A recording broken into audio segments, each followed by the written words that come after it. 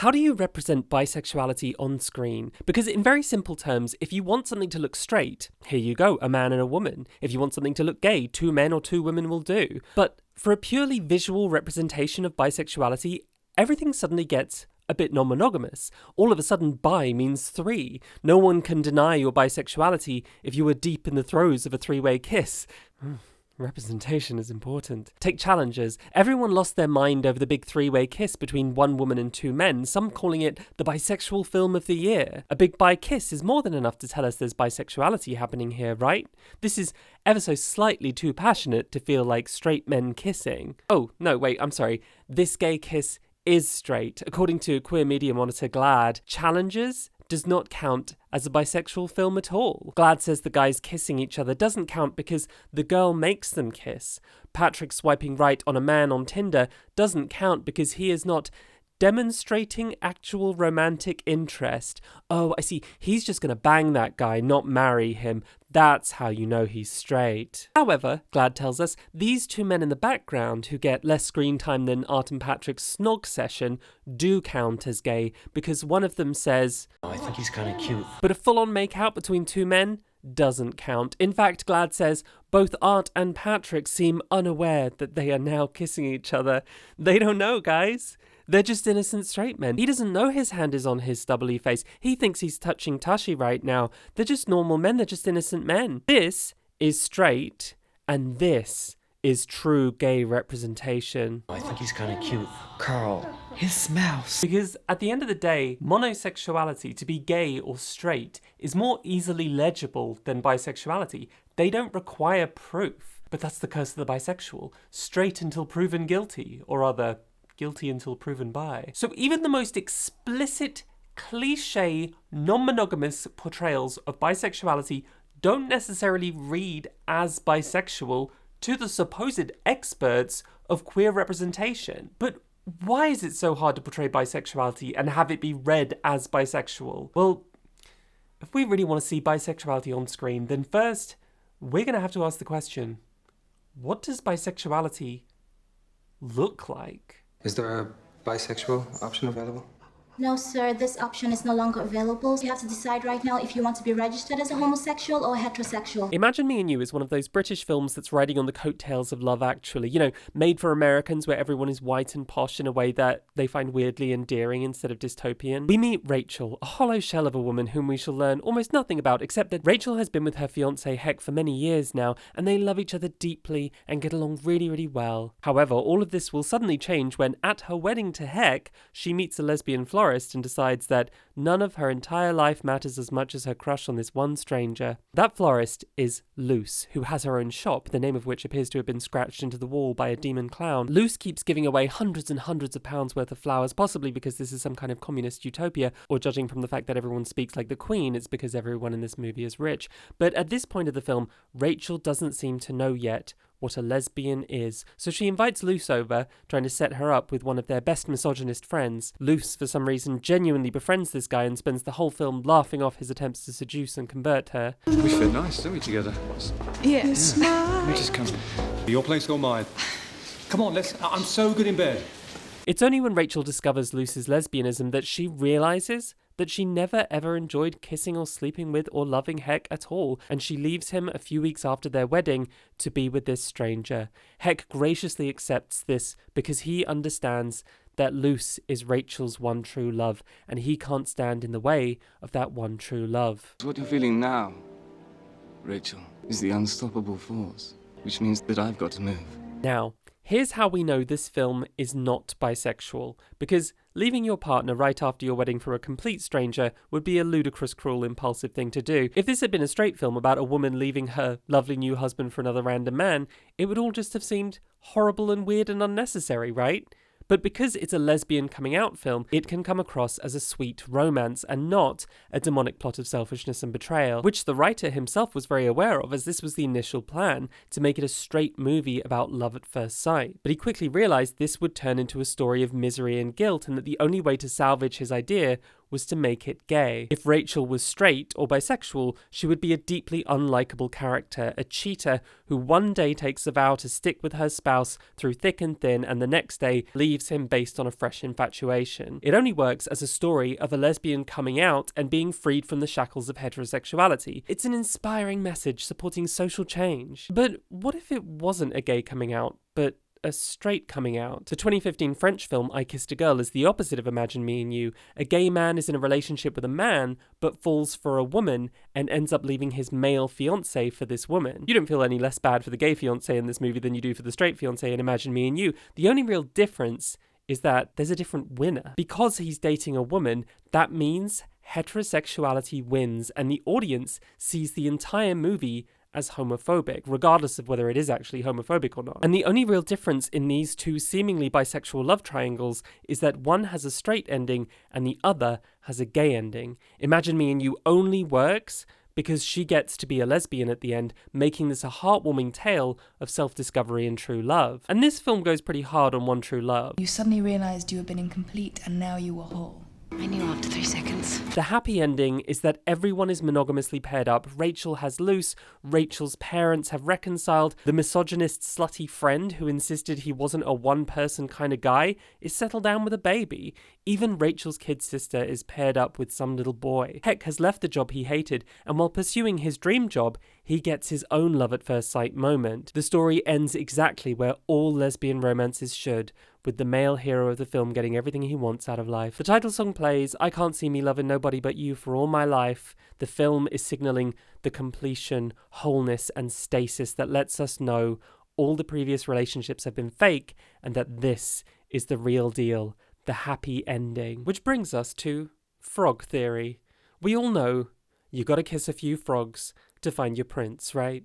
But the difference between the first and the last is that the first ones were all just frogs. Only the last one is your prince. Socially, our norm is monogamy, and not just practical, matter-of-fact monogamy, but idealized romantic monogamy, the idea of one true love, the soulmate, the other half, the singular perfect person in the world made to complete you forever. And one true love logic demands that you disavow and de-emphasize all the frogs you loved before. Your current relationship is the only real one, and all your past attractions and relationships were mistakes on the way to finding your soulmate. It's true I've been with many women, but I have only been in love with one person. I've never felt this way about anyone. And if you're straight or gay, this should be fine. So what if the boys you kissed before were only frogs and not your prince? Your prince is still a boy. That validates your attraction to boys. But if you're bisexual, you can't write off your entire past as meaningless, because how else would you have figured out you were bi?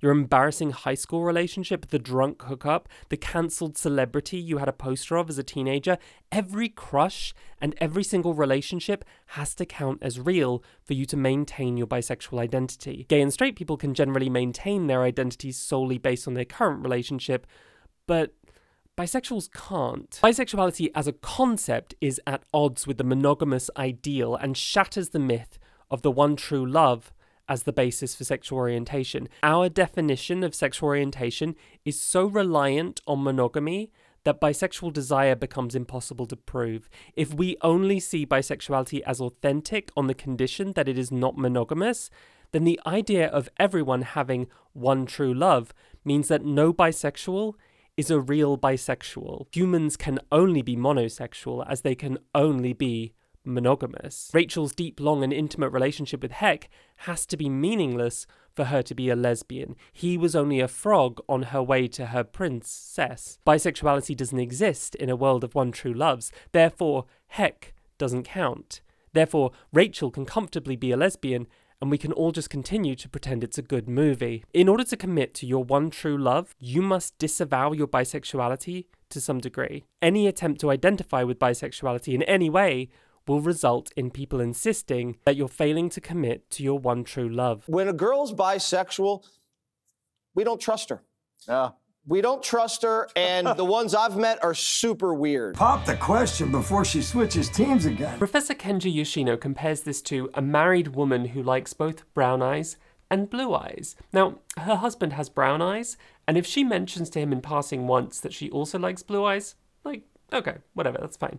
But if she keeps bringing up the fact that she likes both brown and blue eyes, the husband is probably going to start feeling a little bit weird about it. Like, why does she keep saying that? Is she trying to make him feel inadequate with his brown eyes? The norms of courteous monogamy say that not only should you not hook up with other people, really you shouldn't admit to fancying anyone else either. At least, you know, not real people in your life. Jason Momoa is fine. Jason Momoa is fine. And that's the problem with bisexuality in a monogamous world. It sounds like you're admitting you're attracted to other people, a constant reminder that you also like blue eyes. This is the anxiety that one person can't be enough for you, and we often see examples of it in bisexual TV and film. In Chasing Amy, Holden is so intimidated by Alyssa's bisexual past that it destroys their entire relationship. When you guys are walking in a mall and both your heads turn out a really nice looking chick, it's gonna eat you up inside. Men need to believe that they're Marco fucking Polo when it comes to sex. It's bad enough when it was just girls, you know, you throw guys into the mix. In Mark, Mary and Some Other People, Mary has tattoos from her high school relationships. Her past is literally written on her body. Just a drunken squiggle from my high school boyfriend. Squiggle from my high school girlfriend. When they get married, Mark and Mary get each other's names tattooed, but he's irked that she has other tattoos and not just his. Have you seen my arm?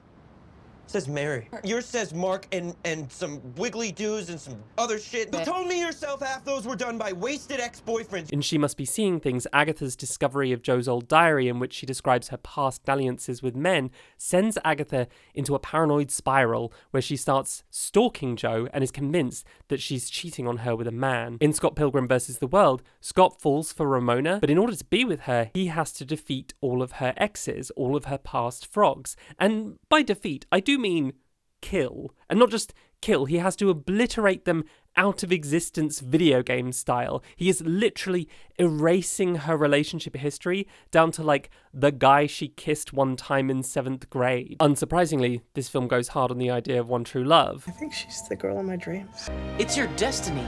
Was she really the one? And of course, Ramona is his one true love. 6 of Ramona's exes are men, but in a shocking twist for Scott, and literally no one else in the world, look at that blue hair. One is revealed to be a woman. It was just a phase. Just a phase? You had a sexy face? It meant nothing. I didn't think it would count. I was just a little bi-curious. Ramona disavows her bisexuality. She's not bisexual, it was just a phase. But let's be real, she has no other choice. This is a film in which her exes are literally evil, where her romantic past has to be decimated and which believes in one true love. In this world, bisexuality can't exist. So Ramona can't actually be bisexual. In a perfect monogamous one true love world, bisexuality doesn't exist. Period. So as an alternative to the three-way kiss, even if you have multiple lovers over time, we still have a major problem with how to portray bisexuality. This is what Dylan Amy Stanford calls sequential bisexuality. Stories in which a character's bisexuality is demonstrated by them dating people of different genders one after the other, like in Scott Pilgrim or Imagine Me and You. The problem with sequential bisexuality is that it seems to inherently disprove a character's bisexuality via frog theory. Everyone before Scott and Luce was just a frog on the way to finding their prince or princess. Bisexuality is a phase on your path to discovering your monogamous monosexual identity. And this is how these things read to audiences as well. In the film Personal Best, which is sort of an 80s lesbian challengers, Chris is with a woman for most of the film, but later dates a man. As professional athletes, the women's relationship deteriorates due to competing with each other, but that's not a problem she has to worry about with her new boyfriend. And, sure, she ends up with a man, but even then, this guy looks a lot like her ex-girlfriend, so she has a type, but it isn't gendered. And on top of that, she's stronger than him. He's cheering her on from the sidelines. Their relationship is so clearly subverting typical gender roles that at one point, she even decides she wants to hold his dick while he pees just to know what it feels like. This is a bisexual woman on a bisexual journey, and all of her desires are valid. Because of course, why wouldn't they be? Why wouldn't they be? Except unfortunately, we don't live in a bisexual utopia, and people did not read the film that way at all. Critics were like, ah yes, a typical heterosexual story of growing up. She just had a cheeky lesbian phase, which she outgrew on her journey to being a normal straight woman. Even Vito Russo of the Celluloid Closet fame said that the film has no respect for the lesbian relationship and sees it as a phase. In Exo Kitty, fans have taken to seeing Kitty's attraction to women as a queer-baiting phase on her journey to heterosexual love. And to be fair, the show itself proposes this kind of sequential reading. A reason, a season, or a lifetime. Every relationship fits into one of those categories. Which is just classic frog theory, right? A timeline of frogs that lead you to your prince. And fandom is talking about it on the same terms. You can find edits about first love, epic love, true love, and speculations about whose ship will be endgame with winners and losers, because only the endgame relationship is true love. Only the endgame counts. And everything else was just a reason or a season. Part of me still hopes that we're endgame. So Kitty's attraction to women was a reason or a season, but only her attraction to a man is lifetime. Bisexuality is just a season, literally a phase. If we see a bisexual story end monogamously, we are trained to disregard all previous romances, forget all the frogs they loved before. Of course audiences read Chris and Kitty as straight women, that's what they've been trained to do. The final relationship carries the most weight, so we're going to read it as the real one, the one that brings our main character happiness and stability in the way the previous ones failed to. The fact is, people will try to read a film monosexually at all costs, and only read it bisexually if there's literally no other option. So, if storytelling in our culture is designed in a way which inherently negates the existence of bisexuality, does that mean we can never really tell a bisexual story? Well, dear viewer, we have journeyed far and wide and discovered that there is a simple solution to the problem of sequential bisexuality. You simply have to destroy all of time and space. Or at the very least, time must be fucked with in some way or another. Inappropriate behaviour, Shirin has recently broken up with her girlfriend and is now dating and hooking up with a variety of people. But this time period of her life is spliced together with the whole history of her relationship with her ex-girlfriend. For the audience, she is both single and hooking up with men, and also dating her girlfriend at the same time. It's timey-wimey and validates all of her desires in that there is no winner of her sexual orientation. So the timeline is not like this. Instead, it's two timelines like this, with no winner. But there's no limit to the timey-wimey quality of bi storytelling. In My Old Ass, Elliot meets her future self, and while young Elliot, who thought she was a lesbian, is getting involved with a guy for the first time, old Elliot tells us she's in a relationship with a woman, meaning we get both versions of Elliot validated at the same time. You can't say her relationship with the boy invalidates her queerness when we literally have a future version of her validating it simultaneously. So it is kind of possible to establish sequential bisexuality as real bisexuality. You just have to defeat time itself and or dismantle the entire space-time continuum. Easy fucking peasy. I love you and I love my wife equally. Puccini for Beginners is another film which, in theory, is about a lesbian, at least until said lesbian, Allegra, is dumped by her girlfriend for being a commitment phobe. This sends her spiralling into a bisexual love triangle with both halves of a former couple, neither of whom realise the other is dating Allegra. Whose side are you on, anyway? I'm not on anyone's side. And Allegra is definitely not okay. She's in a crisis of sexuality, a crisis of gender. A lesbian with a boyfriend is a contradiction. Sexual identity is like a totally outmoded concept. Bi is in anyway. You're like a guy. What is a guy anyway?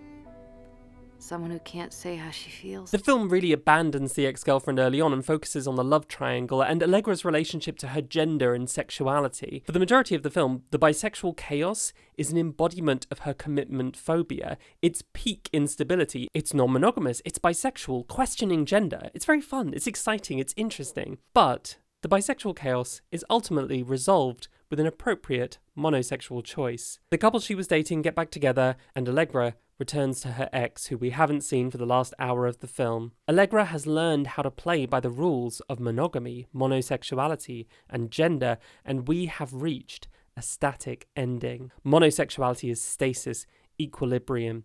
Bisexuality is liminal, chaotic. But that's when the action of the film occurs, right? We're not watching for the stasis, that's boring. We're watching for the chaos, the drama that is the meat of the film. The journey of a narrative can only exist in this state of liminality when our hero has not yet achieved stasis, has not yet arrived at happily ever after. And if we want bisexuality, and bisexuality can only really be portrayed in a state of liminality before the film's conclusion, then a love triangle is the perfect bisexual shape. Now, in theory, the easiest, most indisputable way of demonstrating bisexuality is to show someone who likes both a man and a woman at the same time. The bisexual triangle image might be understood as a means through which film has made bisexuality knowable.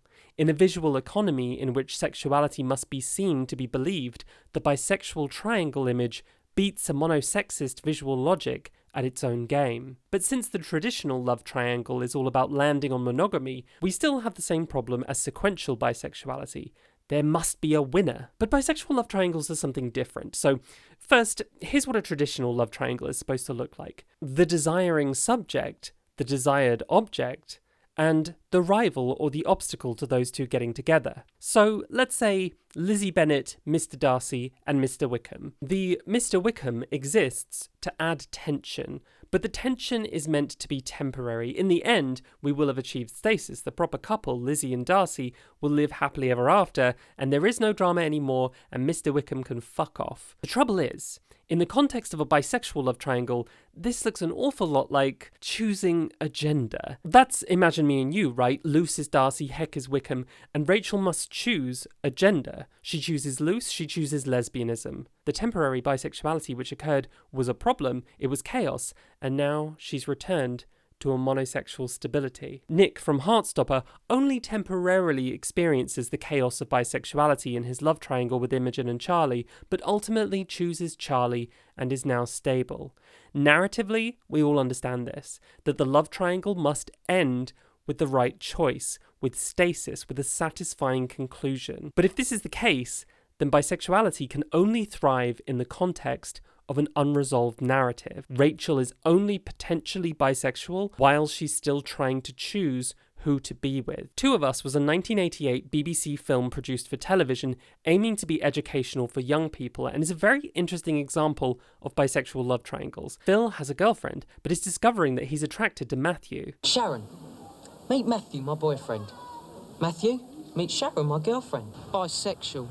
That's a fact. That's just modern. The film shows Phil's journey trying to figure out what his future will look like. He wants both Sharon and Matthew, but will he pick her or him? A straight ending or a gay ending? But of course, as an educational film, this would have a gay ending. Except, due to the media and Margaret Thatcher's Tory government whipping up public fears about homosexuality being promoted in schools, the gay kiss was removed, and the ending changed to suggest that Phil ends up with Sharon and Matthew ends up alone. It wasn't until years later that the proper ending was broadcast. So this film wound up having two endings, a straight one and a gay one. And of course, this was only possible because it featured a bisexual love triangle. So we choose which gender will win the bisexual wars based on who we think is the appropriate audience. Puccini for Beginners was produced by a gay channel, and therefore it needed an appropriate gay ending. French Girl is a cringe Zach Braff rom-com,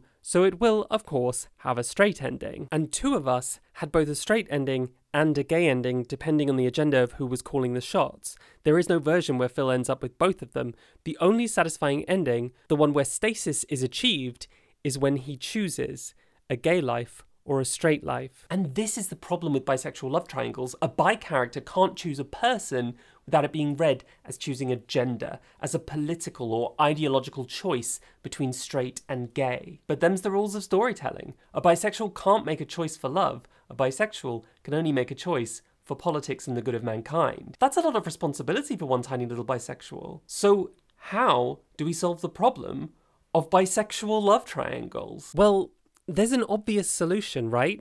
Just choose both. If there is no winner, we can maintain bisexuality. It doesn't have to be two of us. It can be three of us. Some people have one people. Some have two. We've got movies like 3, The City of the Future, We Are 3, Angels of Sex, Professor Marston and the Wonder Women, Why Not, Two in the Bush, To Each Her Own, Designed for Living, shows like Trigonometry. You don't have to pick a team. You can make your own team. Imagine Darcy and Wickham.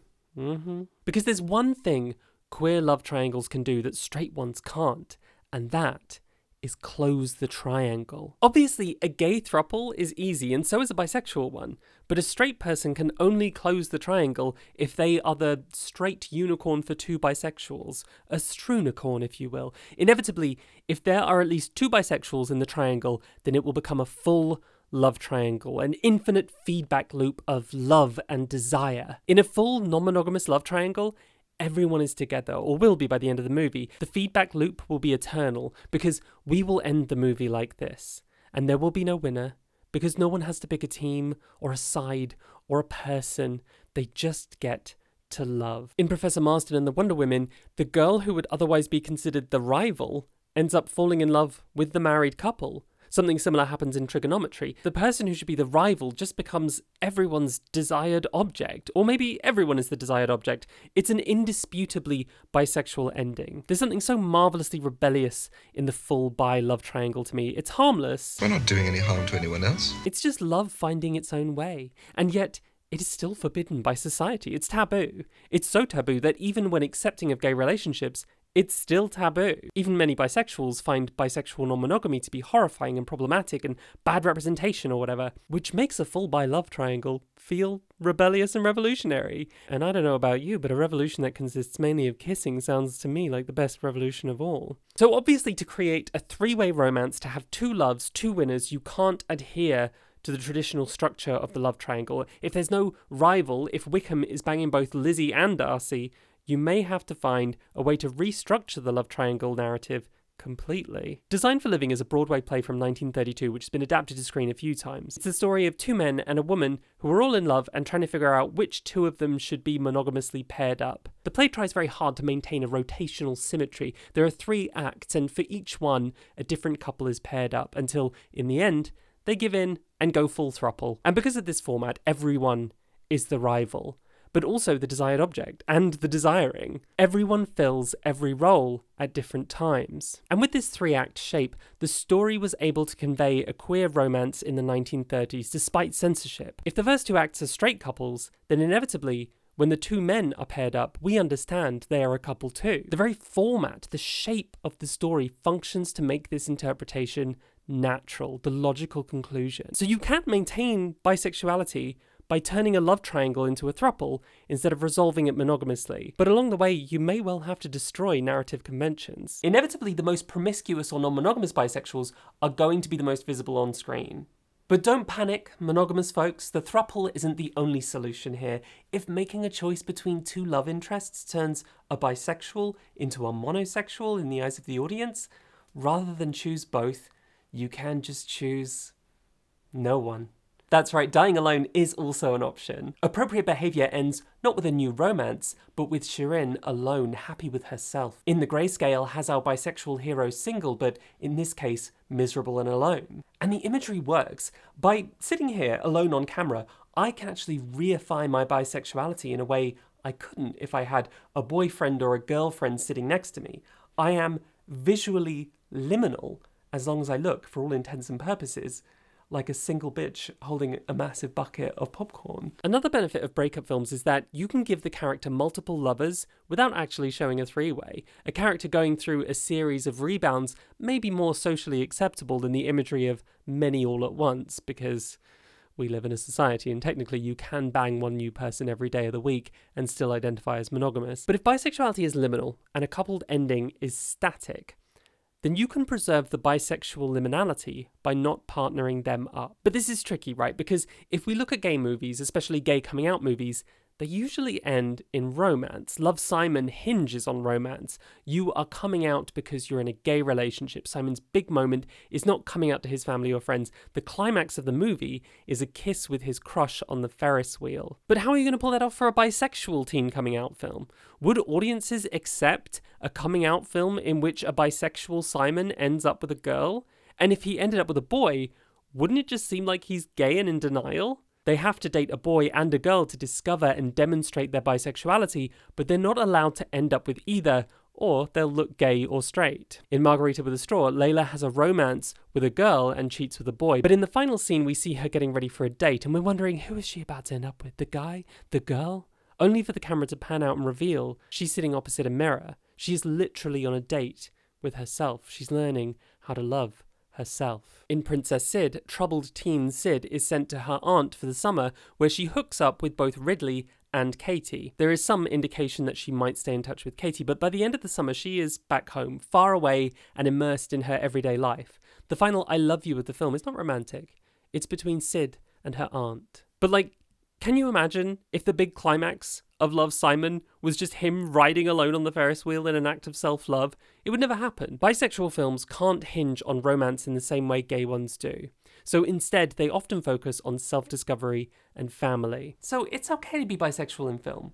You just have to break the space-time continuum, or either date two people at once or end up single. Either a throuple or a one-pull. You're either a threesome bisexual or a dying alone bisexual. Which one are you? Let us know in the comments. I think I'm bisexual. And that's a thing? I'm afraid so. But hold on, we're being ridiculous here. There's a very obvious solution to all of this just staring us in the face. Just simply say the fucking word. I'm a bisexual. Bisexual. I'm bisexual. Bi. I'm bisexual. Bisexual. Bisexual. I'm bisexual. Bisexual. Bisexual. Bisexual. Bisexual. Bisexual. Bi. I have a boyfriend and a girlfriend. Love being super bi. Just say bisexual. You're a big kid now. Use your words. In fact, there are 507 words for bisexual. Just pick one. Ah, what a nice, easy conclusion to the video essay. Never mind all your worries that bisexuals can only exist if they're either single, polyamorous, or the subject of a rift in time and space. You can just say it. Because we all know that everyone believes a bisexual. I think she's bisexual. Sex tourist. Does anyone know an actual bisexual? I kind of figured out that I'm bi. But then again, despite Kitty and XOKitty explicitly coming out as bi, the show is frequently accused of queer baiting and regularly excluded from lists of queer Netflix content despite its massive popularity. Even Netflix itself excludes XOKitty from their own list of bisexual representation. Saying the word bi, explicitly identifying the main character of this show, the titular character, as a member of the LGBT community, did not really make this show count as an LGBT show somehow. Is it because Kitty spends so much time focusing on the two men in her life? Is there not enough lesbian action for this bi to count as a true bi? There's certainly no three-way kissing. This is why we've spent so much time exploring the imagery of bisexuality. Clearly, the fact that Kitty identifies as bi is not sufficient here to make this a queer show. For many viewers, bisexuality is subject to immediate and unrelenting scrutiny. Every kiss is recorded as evidence that the character must really be gay or really be straight. Identity can easily be ignored in a visual medium. And anyway, dialogue isn't necessarily meant to convey truth. In It's a Sin, Ritchie identifies as bisexual, but we're not meant to actually believe him. You're not gay then? No. Oh my god, no. I'm more like bisexual, really, because, you know, then you can fancy anyone in the room. So we know that just because Kitty thinks of herself as bi, doesn't mean she's not way more into handsome dude number 1 or handsome dude number 2 than any woman, right? Not that you would have any trouble with this, dear viewer, you who are, of course, clever, cool, terminally online, and let's face it, incredibly good looking. You would understand that identity is enough, but the average television viewer is neither as enlightened nor as good looking as you are. But if film is a medium of one true loves, what does it matter how a character identifies? In Red, White and Royal Blue, Alex is bi and comes out as bi explicitly. Even his mum, the President of the United States, who is, let's be real, probably bombing civilians somewhere, is still woke enough to know the word pansexual. Yeah, are you gay, bi, fluid, pan, queer?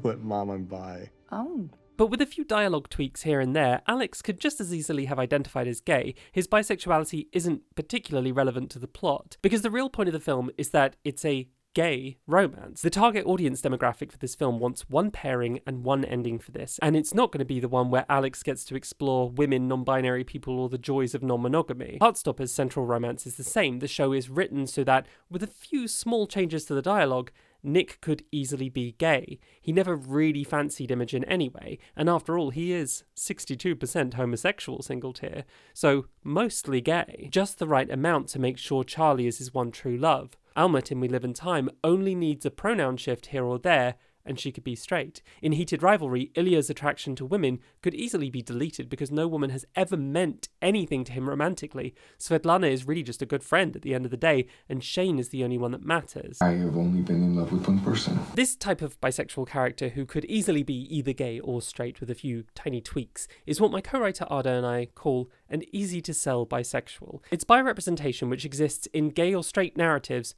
to be functionally gay or straight, depending on the audience it's targeting.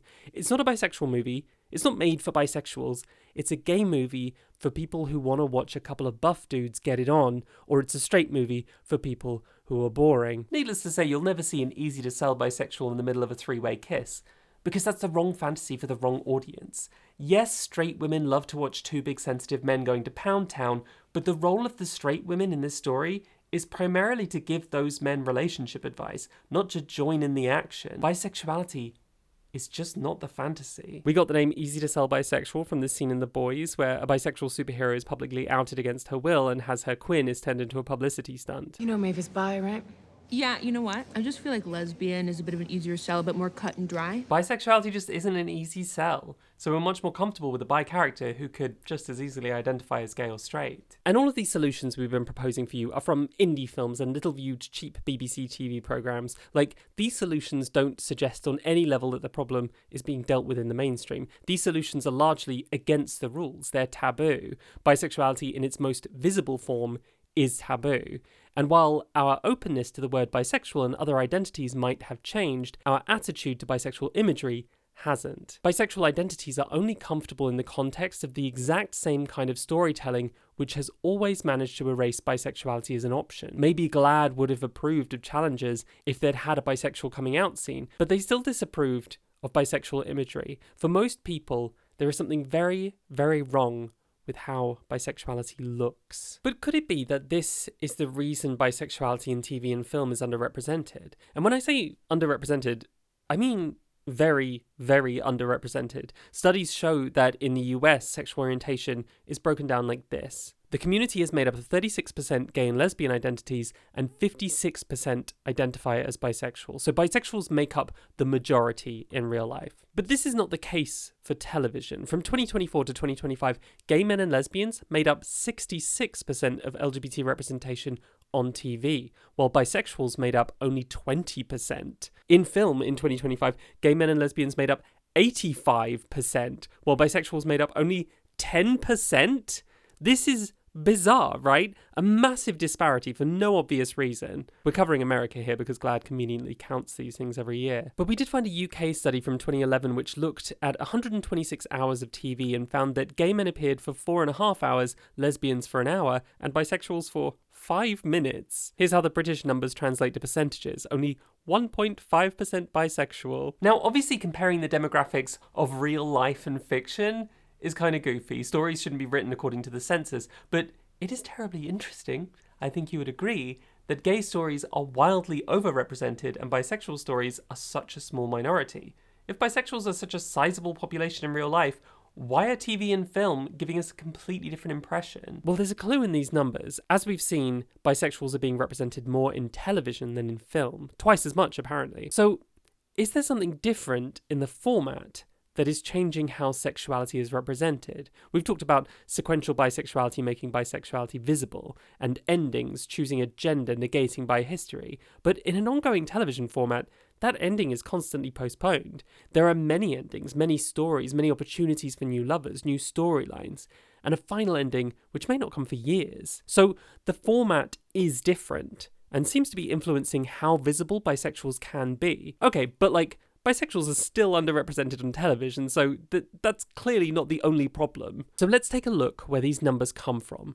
GLAAD. Yes, the same GLAAD who thinks Challengers is a straight film. GLAAD never says which characters they're counting as what. They never release a full list. So if Challengers is anything to go by, it's possible there are more bi characters that are not being counted as bisexual. But let's be fair, it's not just GLAAD. We notice that bisexual media often just doesn't count. If you look at lists of top grossing LGBT films, they never include The Girl with the Dragon Tattoo, even though it would be in the top every single time. As we've discussed, Exo Kitty is regularly excluded. Poor Things, in which the main character has explicit sex with both men and a woman, didn't make it onto lists of best LGBT films of the year, even when those lists included films like Megan, about an android who serves, and Barbie, a film for the girlies of all genders. So I guess the colour pink can make an entire film count as LGBT, but two men hardcore making out is actually straight. That tracks. Anything can count as LGBT now, except of course bisexuality. Interestingly, GLAAD did count Poor Things, but they fucking hated it. In their overview, they lament that the film is too focused on abusive men and should instead have focused more on Bella's female lover. Despite the very bisexual ending, GLAAD never indicates that Bella is bisexual, simply stating that she is a queer character who did not live up to her potential. And what they mean by potential is her potential to be a lesbian. And that brings us to the crux of this. During the research for this video, over and over again, we watched films that to us were very obviously bisexual and offered rich bisexual readings, but then when we looked up reviews, we found people were watching the films through a monosexual lens, and through that lens, they weren't seeing bisexual characters and stories. They were seeing failed monosexuality. Call Me By Your Name disappointed some critics in Elio's explicit bisexuality. They saw sex scenes between him and his girlfriend as somehow more graphic than the gay ones, and therefore homophobic or heterocentric. Never mind the peach scene or anything else, Elio's bisexuality essentially ruins what some suppose is meant to be a gay movie. A review of Heated Rivalry asserted that Shane and Ilya's relationships with women function not as genuine romantic possibilities, but as narrative cover, trafficked in to reassure the audience that these men are not finally gay. The reviewer saw discussion of Ilya's bisexuality as less as a declaration of bisexuality and more as a ritualized disavowal of queerness.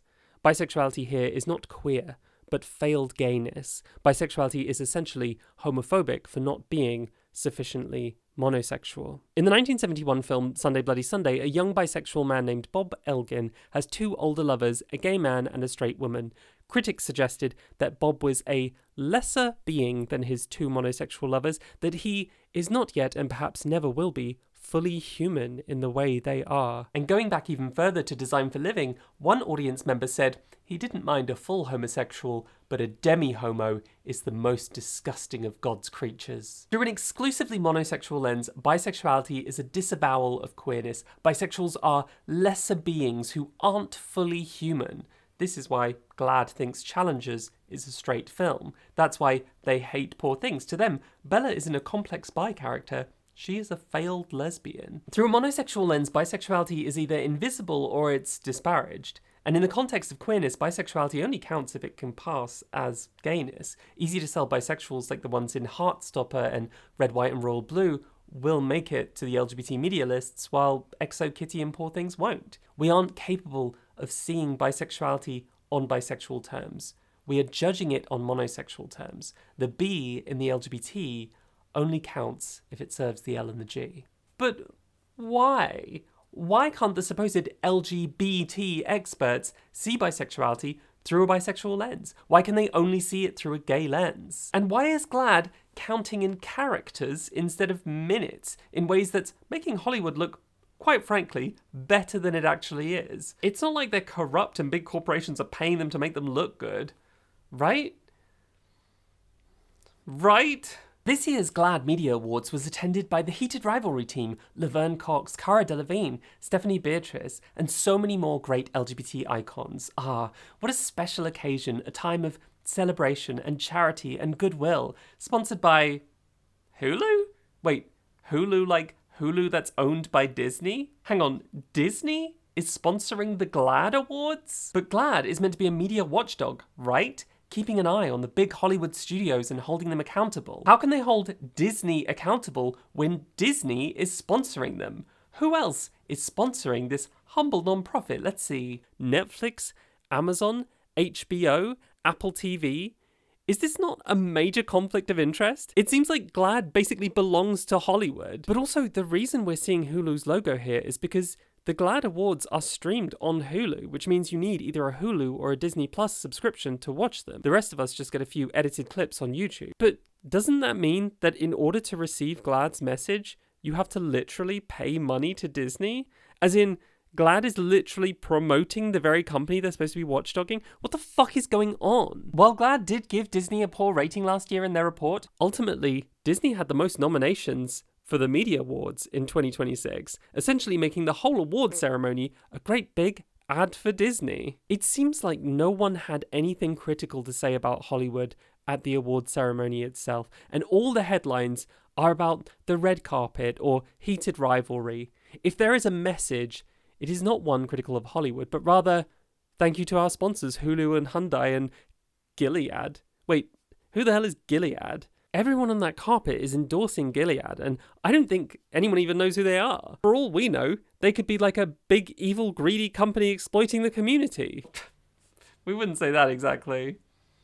For legal reasons. Gilead Sciences is a pharmaceutical company which makes antiviral drugs. Their speciality is HIV meds, and they were there for a lot of the breakthroughs which now allow people living with HIV to live healthier lives while unable to transmit the virus to anyone else. There are also meds you can take before or after an encounter to prevent infection, kind of like the pill and Plan B, but for HIV. And that's amazing, right? These are life-saving meds that have redefined what HIV means. So I guess Gilead are the good guys. Mystery solved. But hold on, recent infection numbers aren't improving all that much considering we're supposed to have the closest thing to a vaccine there ever was. Oh, what's that? Gilead are price gouging their life-saving medications? In Australia, PrEP is $8 a month. In the United States, it's almost $2,000 a month. Out of every 10 people that need PrEP, 9 of them cannot access it. This new closest thing to a vaccine injection, which apparently costs $28,000 to buy, is apparently produced for about $30. So that's about a 1,000 times markup. The United Nations has been begging Gilead to drop their prices because we should now have the capacity to basically end HIV. But we can't because of how much Gilead is charging. But not only is Gilead not complying, they've been accused of actively bribing competitors to not make cheap generics, so there's no competition. So, no cheaper version. And because Gilead is a major financial sponsor for non-profits around the world, everyone is afraid to criticize them. We only found a couple of groups, such as ACT UP, willing to directly criticize Gilead. But their message may never reach as far as the Heated Rivalry team, who probably are unknowingly just posing in front of the Gilead logo as if they endorse their greed. Like I said, I wouldn't call Gilead evil for legal reasons, but I also feel pretty fucking weird about the Heated Rivalry team posing in front of their logo. And for that matter, pretty weird about GLAAD being sponsored by them. GLAAD seems to have gone from a small media watchdog in the 80s advocating for better coverage of HIV in mainstream media to being a marketing product for that same mainstream media and for big greedy capitalists. But okay, who cares? Why are we talking about this? What does discrimination against bisexuals in the media have to do with the dystopia of modern capitalism? Well, everything. Who do you notice more when you walk down the street? I'm a pansexual, apparently. What, like fucking pots and pans?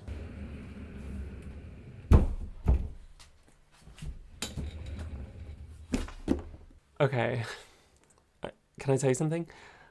We're like 40 minutes into the video now, which means most people aren't watching anymore. They're gone. They're done eating their lunch and they've fucked right off. Which means,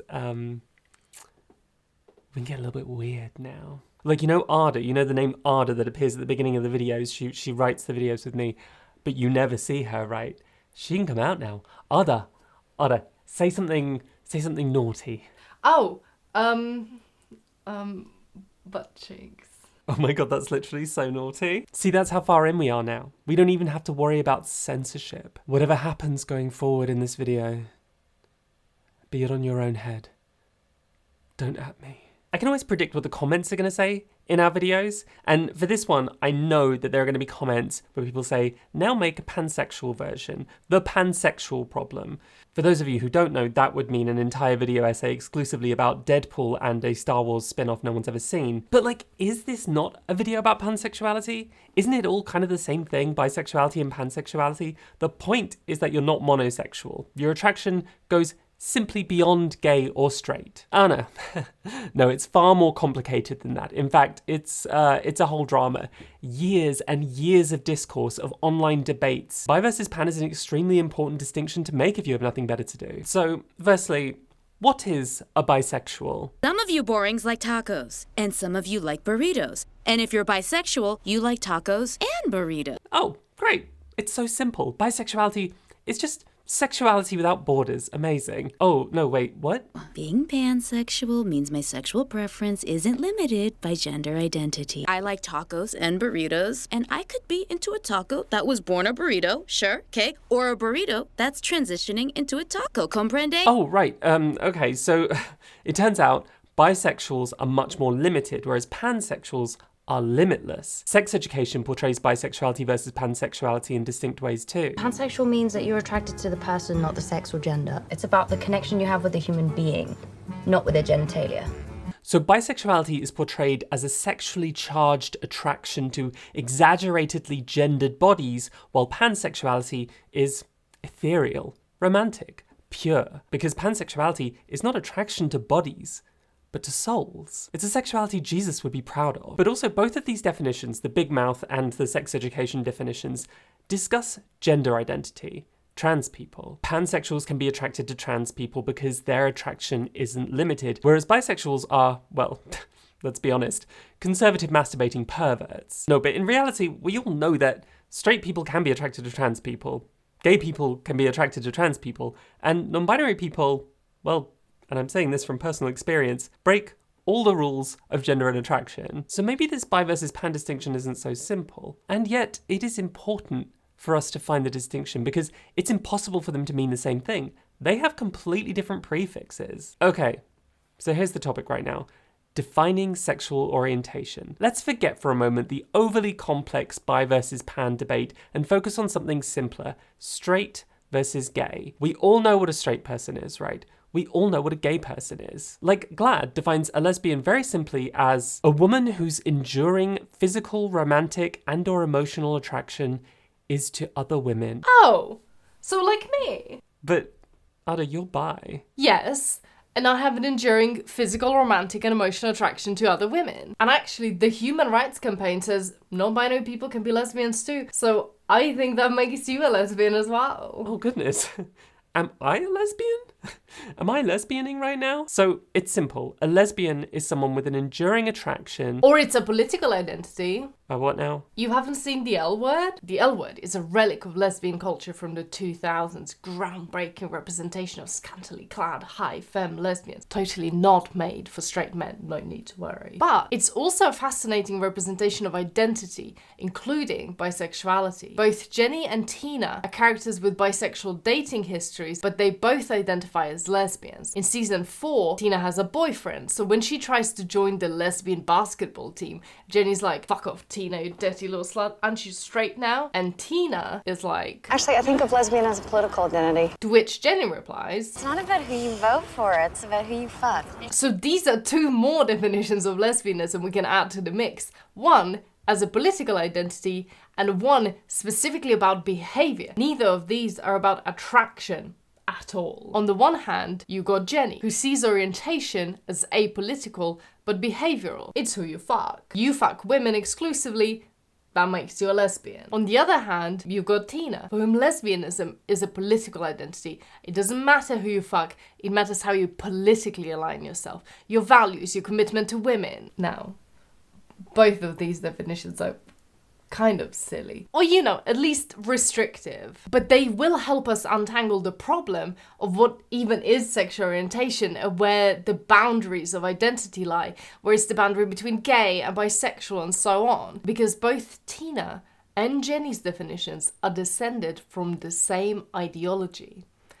Political lesbianism. Political lesbianism leaned into the feminist idea that personal is political, and based on this, some 70s lesbian feminists developed the idea that fraternizing with men was fraternizing with the enemy. So to be a proper feminist, women had to give up men and focus their energies towards women. Feminism is the theory, lesbianism is the practice. Wow. Activism has never been so fun. Now, not all political lesbians expected every woman to stop sleeping with men and start sleeping with women. If they weren't into that, it was good enough to just be celibate forever. Besides, there are other ways to build community with women. But for others, political lesbianism meant the full commitment, if you catch my drift. Any woman who doesn't relate sexually to other women obviously does not consider women worthy of their most intimate love. Oh, you claim to care about women, but you don't even want to finger one? Basically, to be a real feminist, you had to be a lesbian, and every woman had the potential to become a lesbian if she really put her mind to it. And her tongue. Every woman is a lesbian at heart. At the beginning of the L Word, Jenny is in a relationship with a man, and she seems to be attracted to him for all intents and purposes. But soon, she's sleeping exclusively with women, which to her makes her a true lesbian. Her attraction isn't what matters, her identity is defined by her actions. And political lesbianism is all about actions.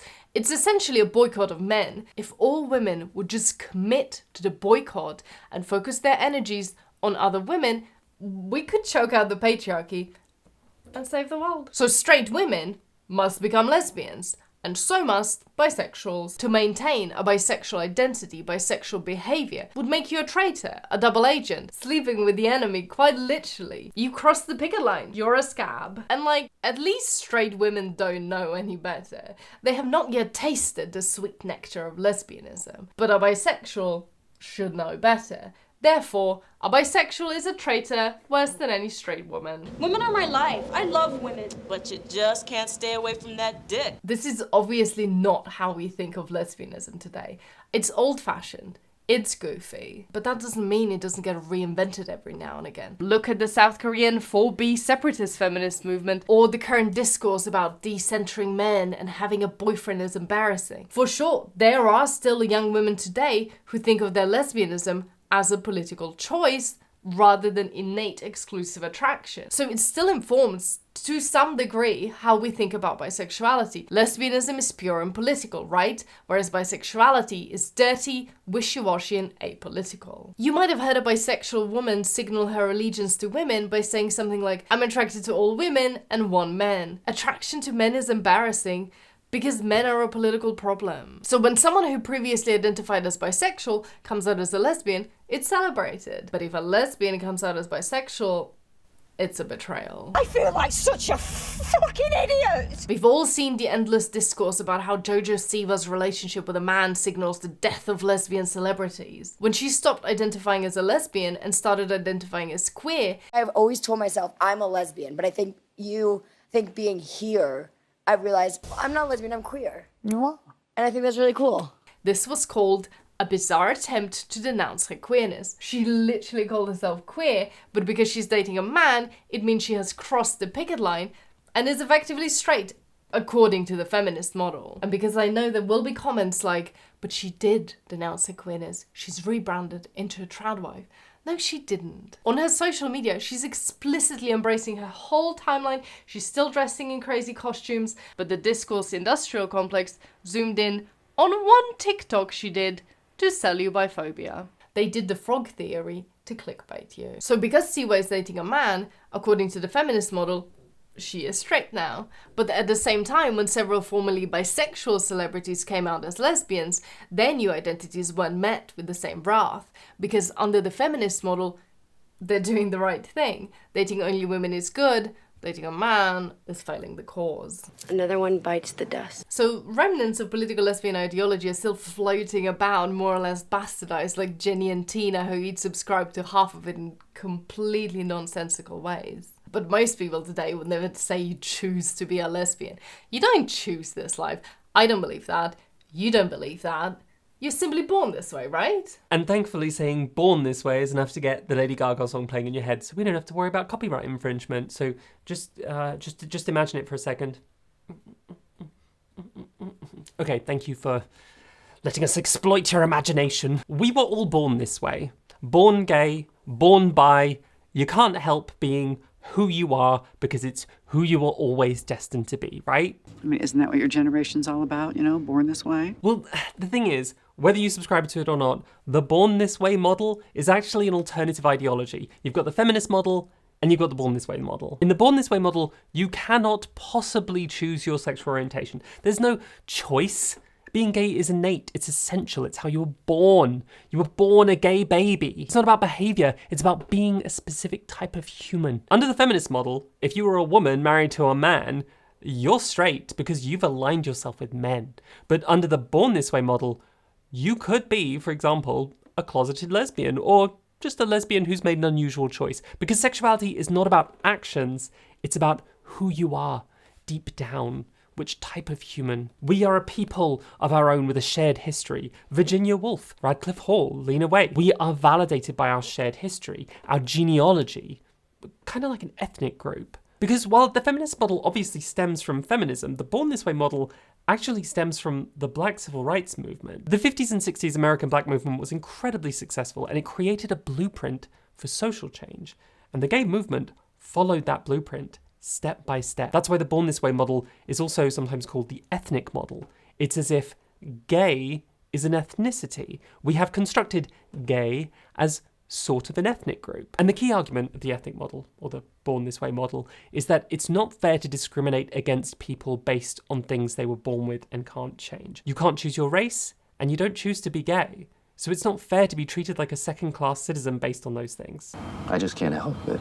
Because conservatives love to dismiss gayness as like a lifestyle, right? Like it's a sin. As it's a behavior. It's something you're choosing to do. You're not gay, you were just choosing to do gay things. But if we have no choice, if gayness is genetic and immutable, that legitimizes it. That also makes gayness natural.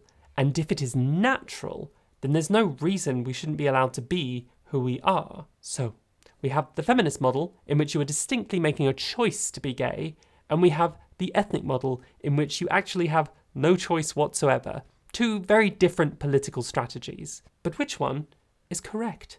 Which is true? Is sexuality behavioral, political, biological?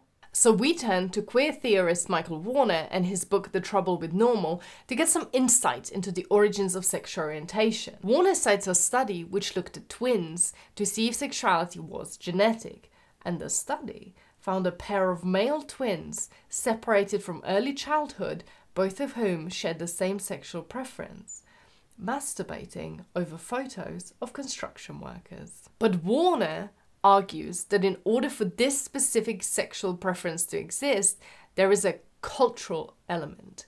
Their desire is dependent on existing in a culture with both the concepts of photography and construction worker exist. It's very hard to argue that there is a gene which makes someone specifically want to masturbate over photos of construction workers. So, not exactly genetic, but it doesn't seem to be a simple conscious choice either, right? It seems like it must be deeply ingrained. People tend to believe that sexual orientation is either biological or social. If you are pro-gay rights, you believe it's biological. If you think homosexuality is a sin, then you tend to believe it's social factors and it's all just a choice. But the truth is, no one really knows why different people have different sexual orientations.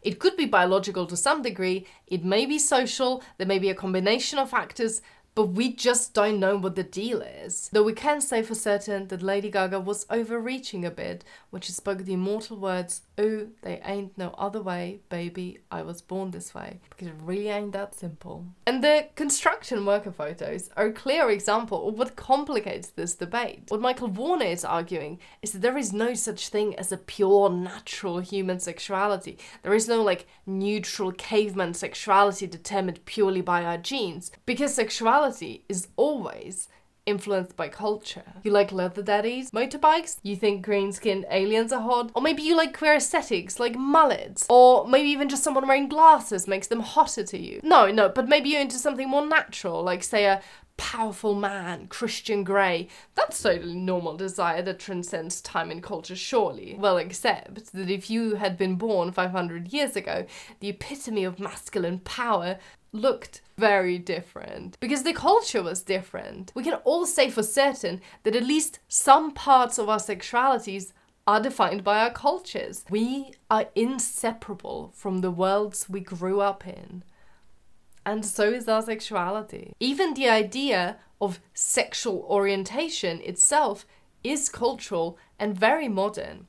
Warner suggests heterosexual and homosexual might be more similar to masturbator over photos of construction workers than most people think. As ways of classifying people's sex, these apparently neutral terms are of relatively recent vintage and only make sense against a certain cultural background. So what Michael Warner is proposing is that sexual orientation or identity is socially constructed. So going forward, we're going to call this model constructionism. I just think there's room for more nuance. Your sexuality isn't a choice, but whether or not you examine it, I think is. So Warner is purposely going against the ethnic model with constructionism. He is saying there's no way to know which parts of sexuality are immutable or not. And he's saying, and listen, because this is important, he's saying it shouldn't fucking matter. Homophobes claiming that homosexuality is unnatural is stupid, because there is no such thing as natural sexuality. All sexuality is always already shaped by culture. Oh, you like your men with short hair and a clean-shaven face, women with shaved armpits or fully waxed, cologne, perfume. You like your women in the kitchen in a pretty little apron. You don't like them uncut, aka intact. Welcome to Culture 101. We live in a society, and so does your sexuality. But on the flip side, we've got LGBT activists saying that being gay is natural, which, while it might be a helpful argument for anyone who believes natural sexuality is good, in other ways it could be counterproductive. Because a sexual orientation being natural only reinforces the idea that there is such a thing as natural sexuality to begin with, and that only natural sexuality is good. And the idea of a natural sexuality is a fundamentally conservative concept. So instead, Warner is saying that desire doesn't need to be genetically determined to deserve respect. Let's be honest, hearing that for the first time, it can sound kind of problematic. Most of us grew up with the idea of a natural genetic sexuality, or maybe we came to subscribe to it later through gay activism, and we probably found it helpful in defending ourselves, in feeling justified in our sexualities. So it can feel really weird and uncomfortable and vulnerable to say it doesn't matter if we were born this way actually. But to understand what we are going to be arguing going forward, we're going to have to accept constructionism at least as a potential alternative, as a perspective worth learning about. Because now that we are looking at sexuality from this constructionist perspective, we can see that all these models of sexuality are just different theories, different political strategies. The feminist model is a theory, and so is the ethnic model, and so is constructionism. We say born this way because we find it helpful to construct sexuality this way. It promotes sympathy with gay and trans people. We know how to fight for our rights with this model, but it's not the objective truth. It's just one of many possible ways of explaining sexuality and approaching activism. Okay, but where does bisexuality fit into all of this? We already talked about how under the feminist model, bisexuality is the enemy. Neither Tina, nor Jenny, nor anyone else for that matter can just be bisexual because it betrays their lack of commitment to women. Okay, but what about the ethnic model? The born this way model? Isn't born this way, a naturally born bisexual baby, a good defense? A good political argument? It works for gay people, why not for bisexuals? Well, I'm sorry to say that it doesn't. In fact, it's a complete disaster for bisexuality. Allow us to explain. Is it so hard to believe that I like her? Yes. Why? Because you like the penis. This is not something that you can just try on and see if it fits, okay? I can't just put black shoe polish on my face. That's a terrible analogy. Why? Why is that? Because you're born black. Exactly my point. As we've discussed, the ethnic model is based on how US Americans see and saw race going back to the times of literal segregation. They see race as determined at your conception, and it is unambiguous. You're either a part of a certain group or you're not. The boundaries between the oppressor and the oppressed are clear and defined. And that was transferred to the way gay activists constructed sexuality. There is heterosexuality and there is homosexuality, and there is nothing in between, because a clear-cut binary is politically the most convenient. Because if you start thinking about the reality of a messy grey area, you're going to run into messy grey problems. For example, bisexuality messes with the immutability defense, with the argument that it's not fair to discriminate against people for things they can't help. You can't help being gay? Fine, you can have a gay marriage. But what about bisexuals? Because they can totally help it. They do have a choice, right? That's the whole point. Bisexuals can technically choose between living a gay life and living a straight life. Jojo Siwa had a choice, and she chose heterosexuality, right? The messaging was disrespectful and inherently just reinforces everything that, especially I feel like femme lesbians get told all of the time, which is that we just haven't found the right man yet. But they see someone who has been, in Jojo's case, vocally a lesbian, in Fletcher's case, just openly bisexual, but very much talking about women in a sapphic sense. And they say, well, if they can change, you can change. Clearly, it's a choice. Bisexuality implies choice. So if you lump in bisexuals with gay people, immutability suddenly stops working. So a gay man can turn back. Well, technically, it's possible. So bisexuality ends up undermining the most convincing argument that gay activism has. So it does not contribute to the benefits of Born This Way. It actually kind of undermines it. Really, it is in gay activism's best interest to just sort of pretend that bisexuality doesn't exist. And actually, bisexuality makes it impossible for anyone to prove they're monosexual, not just gay people. In a bisexual world, you can't prove you're gay, and you can't prove you're straight either. Remember when the Big Beautiful Bill memes were going viral? The White House tweeted in a panic about how much Trump loves Melania. Because in a binary world, proving that a man likes women is enough to prove he's not queer. You either like one or you like the other. You're one team or you're the other. But if we acknowledge bisexuality as an option, there is no way to prove Trump doesn't also like men. To the utter horror of both homophobes and queer people, he could be part of both our teams. That's why it's in everyone's best interest to erase bisexuality. In a world where we ignore bisexuality, you can easily prove you're gay or straight by proving your attraction to one gender. But proving a negative is impossible. In a world where bisexuality is an option, Trump can never prove that he's not also secretly attracted to men. So if we acknowledge that bisexuality exists, then gay activists lose the clear-cut oppressor-oppressed binary, but homophobes also lose the good straights versus evil gays binary. And that's horrible. That's like impossible conditions for political organising for both camps, where anyone could be a secret bisexual, and suddenly we can no longer even define where our camp ends and their camp begins. The strategies of the ethnic model don't work under such conditions, so it's in everyone's best interest to erase bisexuality. It doesn't exist, it's not even real. Oh, so that's why, according to every mainstream gay organisation, I'm a lesbian. Because mainstream gay activism is built on the ethnic model, and under the ethnic model, bisexuality doesn't exist. It doesn't exist. Exactly. If you're a woman who likes women, you're on one team. If you're a woman who likes men, you're on the other team. And if you're both, you mess up the teams. And that's a problem. That's why there will always be discourse about stuff like bisexual women bringing their boyfriends to Pride. The lesbians who think boyfriends don't belong at Pride are making the most logical, internally consistent argument based on the ethnic model. They understand that mainstream gay activism is built on a clear binary between the oppressor and the oppressed, and they're reinforcing the borders by kicking out the boyfriends. I'm not saying that's the morally correct thing to do, but I am saying it is the most consistent with the ethnic model. And those lesbians are not just being mean, they're taking a certain political strategy to its logical conclusion. The mainstream political strategy, the Lady Gaga political strategy. That's why so much discourse and infighting happens at the borders of identities. Can you call yourself a bisexual lesbian? Can lesbians like trans masks? Can lesbians use he, him pronouns? Who is allowed to fancy non-binary people? People's real experiences can be complex and messy, but labels have to be clear. Otherwise the ethnic model falls apart. We're just gonna have to come up with a whole new political strategy. And people don't consciously think bisexuality breaks the ethnic model, so we have to erase it. Most people don't even know what the ethnic model is. We just internalize its logic, which then makes it impossible to properly consider bisexuality even when we're well-meaning and we really want to. Like GLAAD has written a whole guide on how to report on bisexuality in a way that's not biphobic. They're clearly really trying. Their little rules include things like avoid suggesting bisexuality is a phase or a deception. Avoid forcing bisexuals to prove their bisexuality. Do not presume people's orientation based on their relationships. For instance,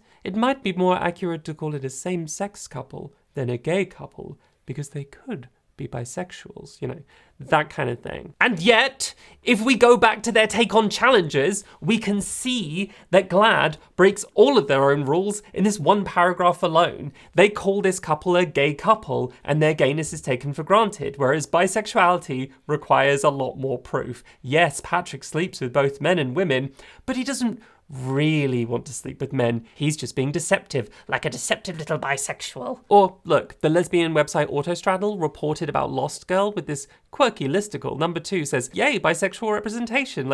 Clearly, they are trying to be nice. But that point, celebrating bisexuality, is sandwiched in between point number 3, I think all women on television should date and fuck other women exclusively, and point number 1, if the bisexual leading lady dates a man, I will smash my face into a rock. So even when we're trying to be nice and include bisexuality, we can only acknowledge it in a vacuum, like a separate report or a single paragraph in a listicle. But we can't integrate bisexuality into our broader belief system because bisexuals have a choice.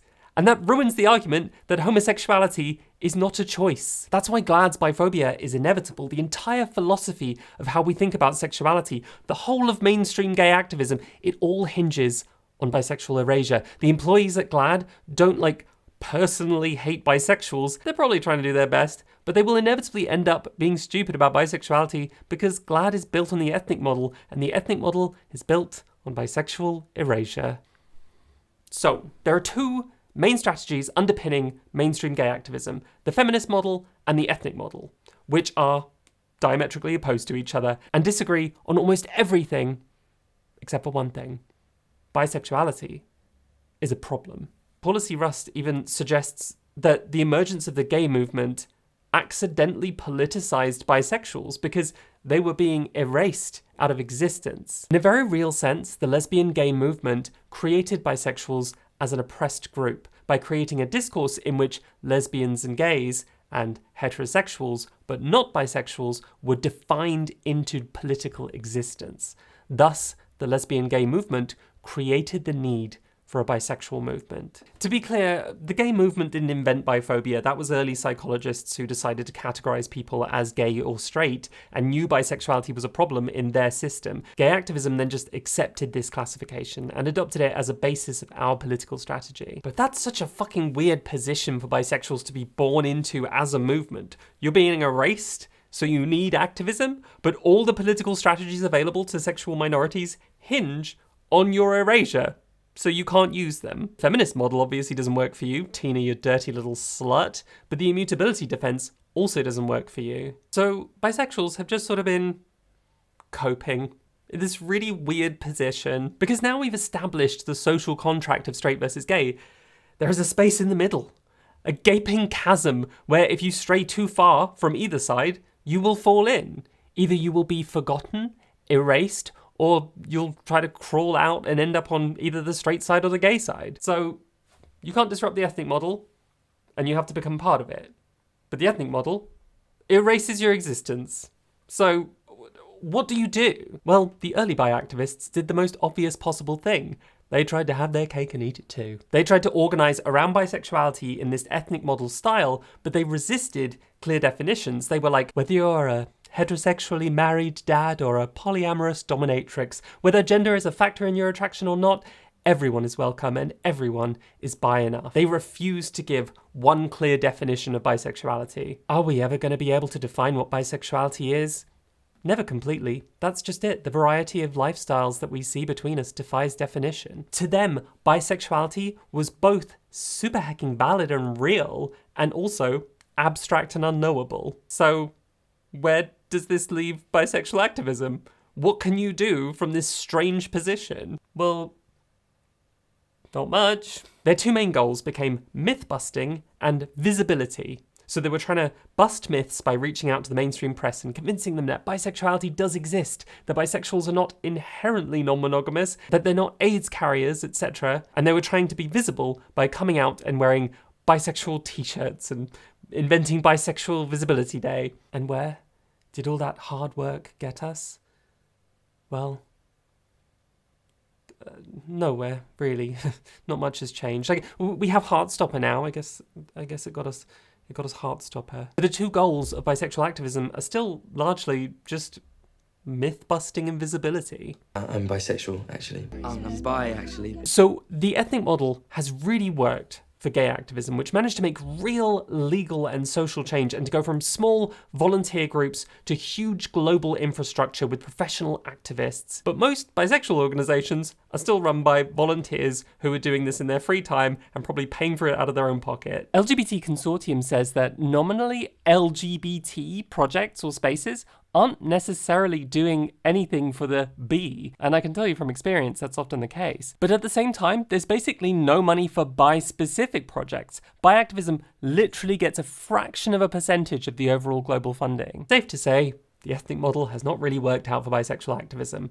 We're not getting any of those sweet Gilead dollars, and we're still stuck trying to achieve the same myth-busting goals from decades ago. But we reckon this long-held attempt to adhere to the ethnic model, to try and yell ourselves into existence, had an interesting effect on bisexuality and how we use labels. Because while the early bi activists tried to resist clear definitions, today we have 78.5 microlabels for every possible interpretation of non-monosexual attraction. Bisexual, pansexual, omnisexual, abrosexual. At the end of the day, it's a lot of different labels to quite simply say, I would date a man or a woman or a non-binary person.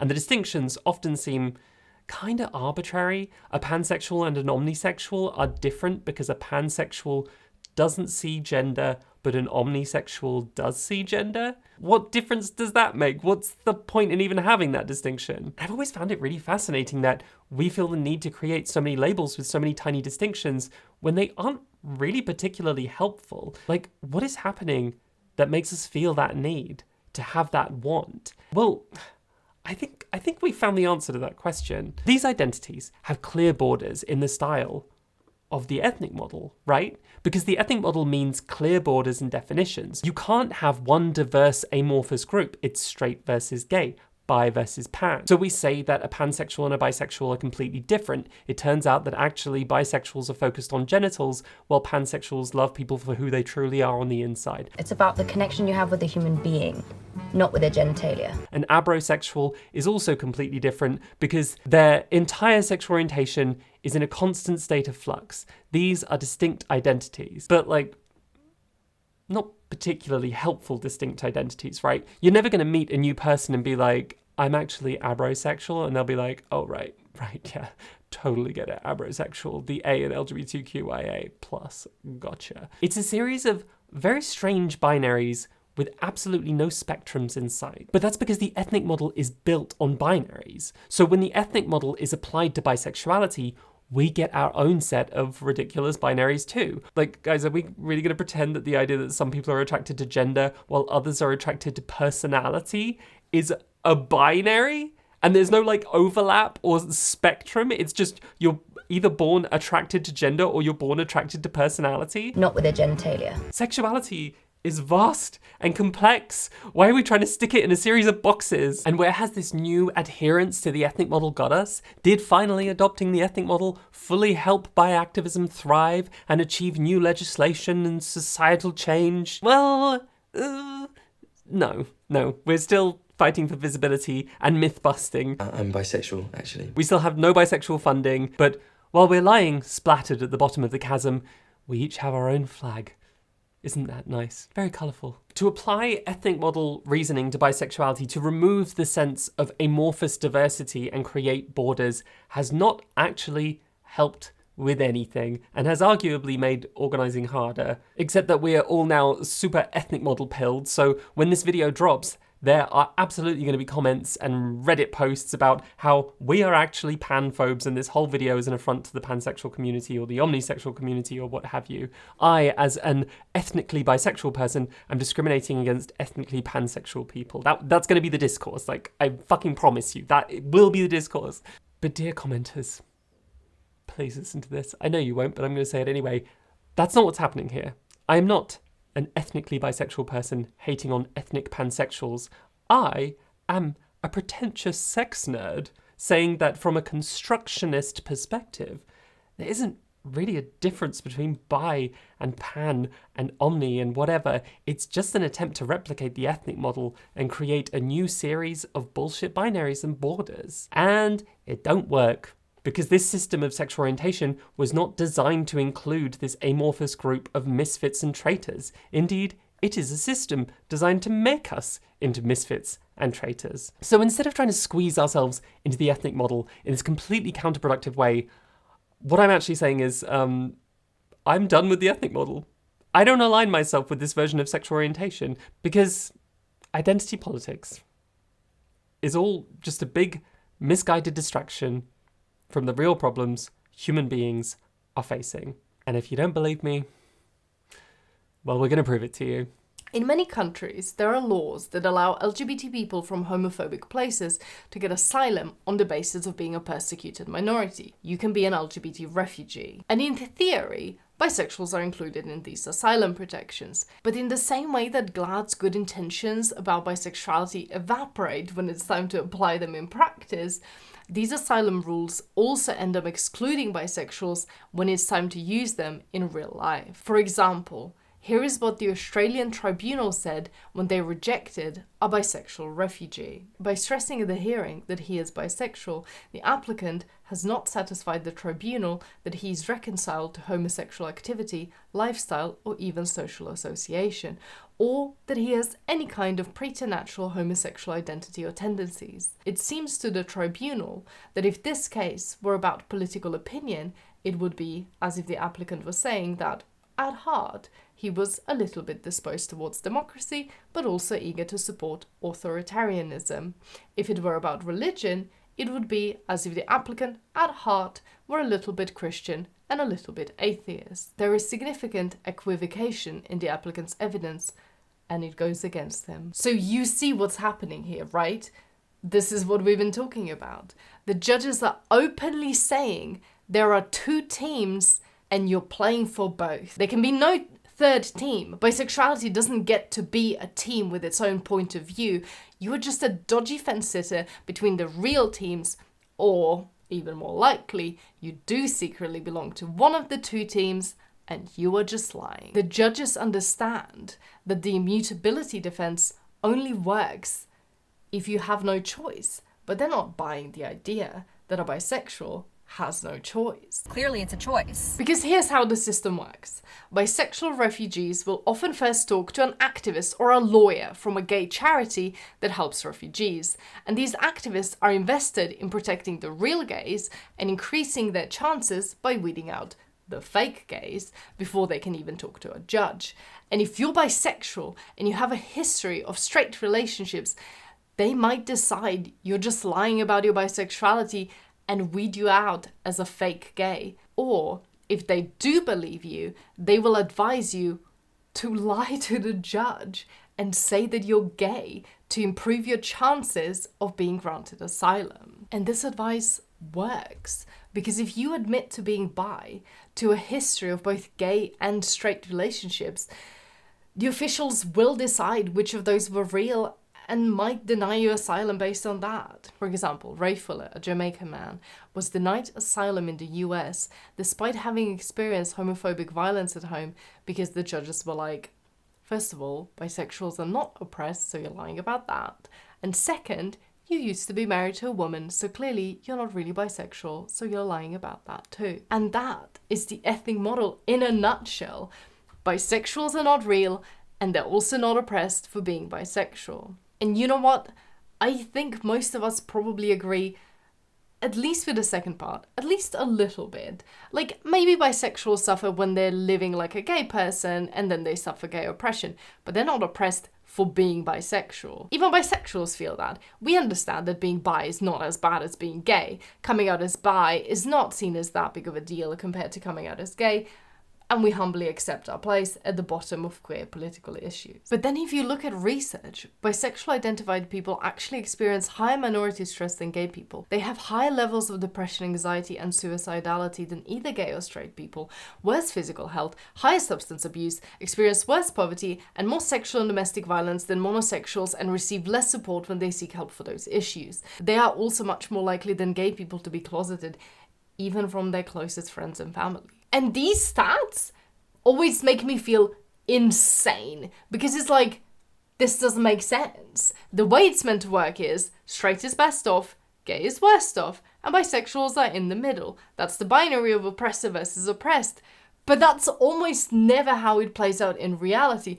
Over and over, it's just this wild truth that no one knows how to deal with. Clearly the reality doesn't fit into the ethnic model understanding of sexuality. It seems as if there are issues specifically tied to bisexuality that bisexuals' experiences can't be summarized as half gay, half straight experience. We think that bisexuals aren't taken seriously as a minority because they don't face any real problems. But in reality, It's the other way around. Bisexual problems are not taken seriously because we don't see bisexuals as a real minority. And even if you took all that research and you shouted it from the rooftops, like probably most bisexual activists have at some point, it's not going to convince anyone, because under the ethnic model, you're oppressed for an immutable trait you can't help. And like the judges, most people would say bisexuals can help it.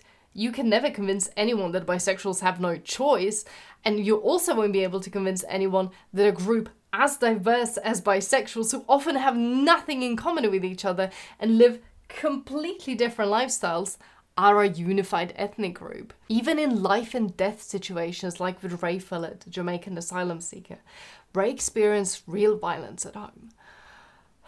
When people found out he was sleeping with men he was shot at, he could have died. But the judges didn't take that seriously, because under the ethnic model, you're not oppressed for what you do, you're oppressed for who you are. You're not oppressed for your behavior, you're oppressed for your identity. And oppressor versus oppressed is meant to be a clear binary. So under the UN Refugee Convention, it's not enough to just be a victim of a crime.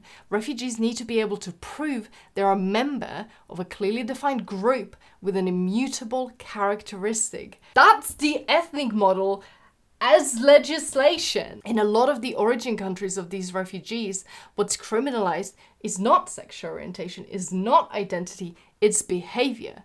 But the UN guidebooks forbid officers from asking questions about sex, and instead tell them to ask questions about feelings and identity. So Ray can tell the judges he has relationships with men, he sleeps with men, and it makes his neighbors want to kill him. But it won't fucking matter, because under the ethnic model, a bisexual can never count as an oppressed minority. And that is the gist of this video. We have found the root cause. This is the problem with bisexuality. And we're not trying to be trivial here by paralleling these life and death stories with Heated Rivalry. We're trying to make the point that this is all the same problem. All of bisexual problems, from rom-coms to suicidal teens to refugees, stemmed from the fact that our entire cultural understanding of sexuality is built in a way that doesn't allow space for attraction beyond exclusive gender divisions, beyond straight versus gay. The article about refugees that we've been referencing is literally titled "The Untellable Bisexual Asylum Stories." Because the process of trying to convince a judge you need asylum is just the process of storytelling, a narrative about your own life. In a binary essentialist world, bisexual stories are untellable. And sometimes that kills people. And I think for a lot of us, our instinctual response to all of this is going to be, no, but we have to fix this. We have to make people understand that bisexuals are a real minority. And then judges can take them seriously and they can be protected. But we can't. That's the whole point. We can't do that. Because constituting bisexuals as a minority, that's the ethnic model. And the ethnic model is built on bisexual erasure. It's the wrong tool. It's trying to put out fire with gasoline. Like the bisexual problems we mentioned earlier, the wild statistics, they directly come from living in a binary world, from living in the chasm. Researchers suggest that these statistics are coming from the fact that bisexuals are experiencing discrimination from both sides. Basically, they experience homophobia. Even if they're in straight relationships, they still feel the shame and stigma and isolation. But on top of that, they are uniquely also experiencing biphobia. They aren't fully welcome in either community, they aren't able to come out, they experience high levels of minority stress and isolation, and all of this takes a toll on your mental health and your physical health. And because bisexuality is seen as incompatible with monogamy, remember frog theory and the brown-eyed husband, bisexuals are perceived to be constantly sexually available, which means they face higher levels of sexual violence and are also seen as untrustworthy partners and therefore face higher levels of intimate partner abuse. So bisexual problems come from living in the chasm. And I just want to make it clear that when we talk about the chasm, we aren't just talking about people who identify as bisexual or pansexual or any other bi-identity. We mean people who identify as one of these identities. We mean people who don't but are behaviorally bisexual. We mean people who identify as gay or straight and behaviorally are monosexual but experience attraction bisexually. The chasm is broad. And it's easy to fall in. So when Ada and I talk about bisexuals, we don't mean it as an ethnicity or even as an identity. We mean it as, like, people who are in the chasm under this system. The chasm is the root problem, and the ethnic model inherently creates a chasm. So the solution can never be more ethnic model. The solution can't be organising around bisexuality. This is why bisexual activism never achieved much compared to gay or trans activism, because organising as bisexuals is counterproductive. But the ethnic model is not the only way of understanding sexuality. We've covered 3 models just in this video. So why did the ethnic model win? Why did we pick a model that screws over half the community it's trying to help? We're here today to talk about my UGG Pride collaboration. We're from The Hunting Wife, and we're here to wish you a very happy Pride. Pride to us is freedom.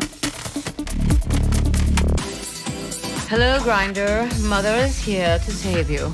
More passion, more energy. In a world that tells us who we are allowed to be, we are proud to be. That's what Pride is really about. I'm obsessed with these ears. With AI can take those tasks off your plate. We love a helpful AI.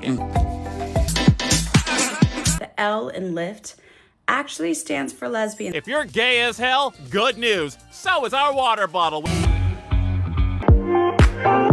I'm trying my best to prolong the legacy of what MAC really stands for, which is supporting queer rights. Welcome to the 2020s, where gay is more than just an identity. It's a brand. And it's not even copyrighted, so any business can get in on the action. So much of our queer identities are influenced by consumption. For me, it was about buying books and movies and music, pride flags, clothing, badges, and social media, YouTube. I constructed my identity as a queer person, in part, through shopping and consumption. And I think this is true for a lot of us. We seek out representation, we pay for subscriptions, we order badges and stickers, we scroll and build complex queer identity profiles on social media apps which hate us but love the ad revenue we produce. And I know what you're thinking, and it's true. In the last few years, brands have become a lot more quiet about their gay merchandise, but it is still there. They might be more discreet in making sure they're not alienating the rest of their clientele under the current political climate, but they still want our pink dollars. Just because they're not making their logos rainbow on Insta doesn't mean queer identities have stopped being profitable, because that didn't start in 2016. Alexandra Chasin says that by the 90s, market mechanisms became perhaps the most accessible and the most effective mechanisms for many gay people in the process of individual identity formation and entrance into identity group affiliation. Just to be clear, we're not blaming queer people for shopping for rainbow shit. This is the culture we live in. This is how we construct our identities. This is just life under capitalism. Because capitalism actually needs diversity. There are only so many basic necessities you can sell people, so capitalism is always desperate for new demographics, new markets to keep increasing profits. Diversity can be appropriated, integrated into a capitalist system, if, and only if, it is profitable. And gay people are a very profitable niche. Absolute Vodka is the gay vodka. Chat, we get plastered with the gay vodka. They've been marketing to us for decades, and we're not going to question why an alcohol company would consistently target a demographic disproportionately suffering from alcoholism. Instead, it's just part of our culture. Let's get drunk, bitches. Wee buddy. Nothing beats a Delta holiday, and right now you can make flying with Delta your entire personality. Delta is the gay airline. 12% of their clientele is gay. That's an incredible amount of money. What better reason to support gay rights? I love wearing shoes that represent the flag of my people. I was literally born to spend money on this product. Wow, born to shop. Best demographic ever! Under capitalism, diversity becomes an economic imperative, simply because it makes lots of money. In turn, we, the demographic, form our identities, not around activism, not around our personal lives, but around consumption. Pride is a protest. No it's not. It's an ad for McDonald's. Lovin' is lovin'. Don't you just love queer culture? We even live under this kind of delusion that by supporting TV shows and films, we are actually doing activism in a sense. Here's the top 10 sapphic books. These shows have bisexual representation. He's my favourite gay musician. And this is the evil billionaire-owned app on which I love to post gay memes and connect with friends so the evil billionaires can make ad revenue off of my existence. The queer culture we know today exists because of its relationship to capitalism, to profit. So inevitably, our activism has strong ties to capitalism and profit. Because all of these companies selling us our identities are also sponsoring non-profits, such as GLAAD.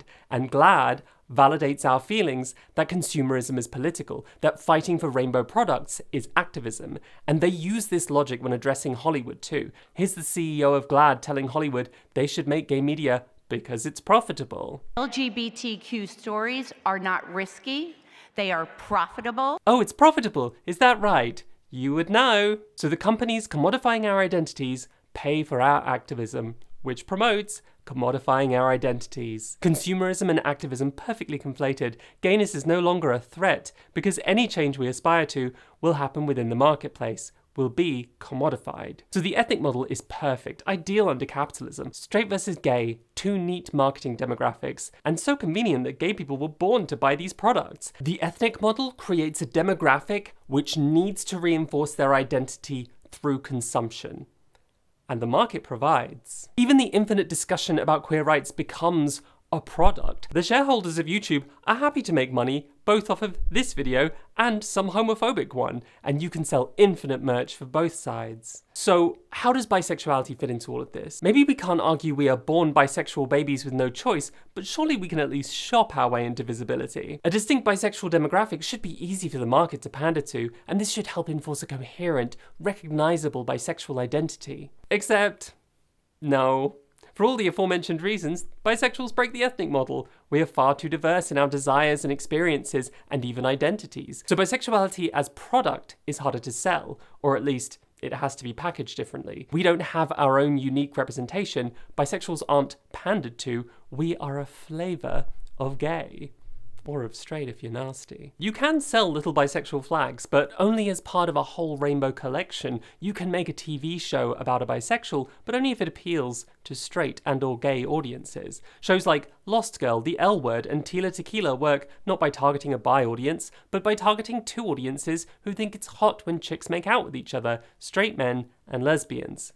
Heated Rivalry and Red, White and Royal Blue don't target bisexuals, they target audiences who think it's hot when two dudes make out, straight women and gay men. But shows made specifically targeting bisexuals never make it past a single season because they don't appeal to monosexual demographics. So GLAAD's work champions the easy-to-sell bisexual because it's all about what sells. They are profitable. The easy-to-sell bisexual fits into the market. They are product, representation, ready to be sold, but not primarily to bisexuals, rather to gay or straight demographics. So bisexuality fits neatly into the binary. The ethnic model is maintained. Capitalism loves the ethnic model. True activism is a Disney Plus subscription. Queer activism is funded by billionaires, by companies like Gilead, companies whose goal is simply to make more money. And if activism is going to happen on their terms, then it's going to centre around what benefits them. Gilead and Disney pay for GLAAD, GLAAD promotes Gilead and Disney. Activism is a great big advertisement. We construct our identities around their profit.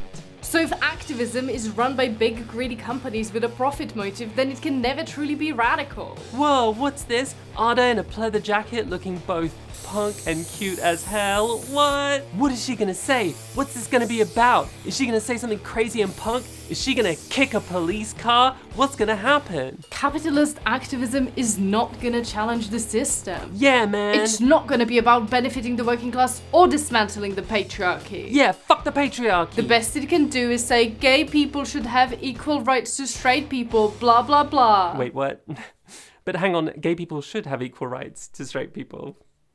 Right? No! I want more rights. Straight rights can suck my dick. Straight rights suck for straight people, and now they're shoving straight marriage down our throats. Okay. No, listen. Let's have a look at straight marriage at this magical institution we're all supposed to want equal access to. But like, what are the benefits of marriage? So this varies by country somewhat, but broadly. Health insurance, if you don't have it, you can get it through a spouse. Social security and pension benefits, also through a spouse. Immigration, tax cuts, family leave from work if you're sick, the power of medical decision making, legal protections in the case of divorce, stuff like that. These all sound pretty great to me. What, do you have a problem with gay couples having parental rights too? Oh yes, yes I do. Thank you for reminding me. Yes, parenthood, bad. No, but okay, legally parents are obligated to provide children with basic necessities and financial support. They're responsible for kids in legal matters and healthcare. And you know what? The traditional family itself is a problem. Family gets tax-free inheritance, and they're generally going to be your safety net. Like, who's going to help you with rent or mortgage? Who's going to take care of you if you're sick or disabled? It's your family. Yes, all lovely things. I've lost the plot now, Ada. You're being properly weird. Can we go back to talking about movies? No! But it's a good thing that, for example, a lesbian can now get health insurance through her wife if she doesn't have her own. And their kids are going to be insured through them, and they get full legal responsibility for the children. Yes! This is justice and equality, but only if you're looking at it through an identity lens. Only if you are seeing this in terms of straight versus gay. But let's set aside identity politics for a moment, and let's just look at the basic human rights here. What do you mean not all children have the right to healthcare? What do you mean children have to be insured through their parents? What if their parents are not insured? What do you mean your right to food is based on the genetic lottery of your birth? What do you mean your girlfriend only has the right to healthcare if she marries you? Shouldn't every child have access to free meals? Unconditional access to healthcare? What the fuck are we doing here? But that's the thing. If you break down all the tangible benefits and functions of marriage and family, it's all like this. Oh, okay. So human rights shouldn't be tied to the family. Everyone should have the right to healthcare. Every child should be fed. Therefore, marriage and the family are already problematic to begin with. Gotcha. But we made a promise earlier in this video that this was all going to be about capitalism, and this doesn't sound to me like it has anything to do with capitalism. It has everything to do with capitalism. Indeed, the whole point of marriage and the family in the current system is that they privatize care. Social services are pretty shit, right? And it's okay for them to be pretty shit because your family is meant to make up for these things. Like, why do you have to rely on your family for housing, for help with rent or mortgage, or for assistance if you're disabled? And the more you rely on your family, the less you rely on the state or society, and the shittier social services can be. We don't make sure kids have access to water or food or to see a doctor.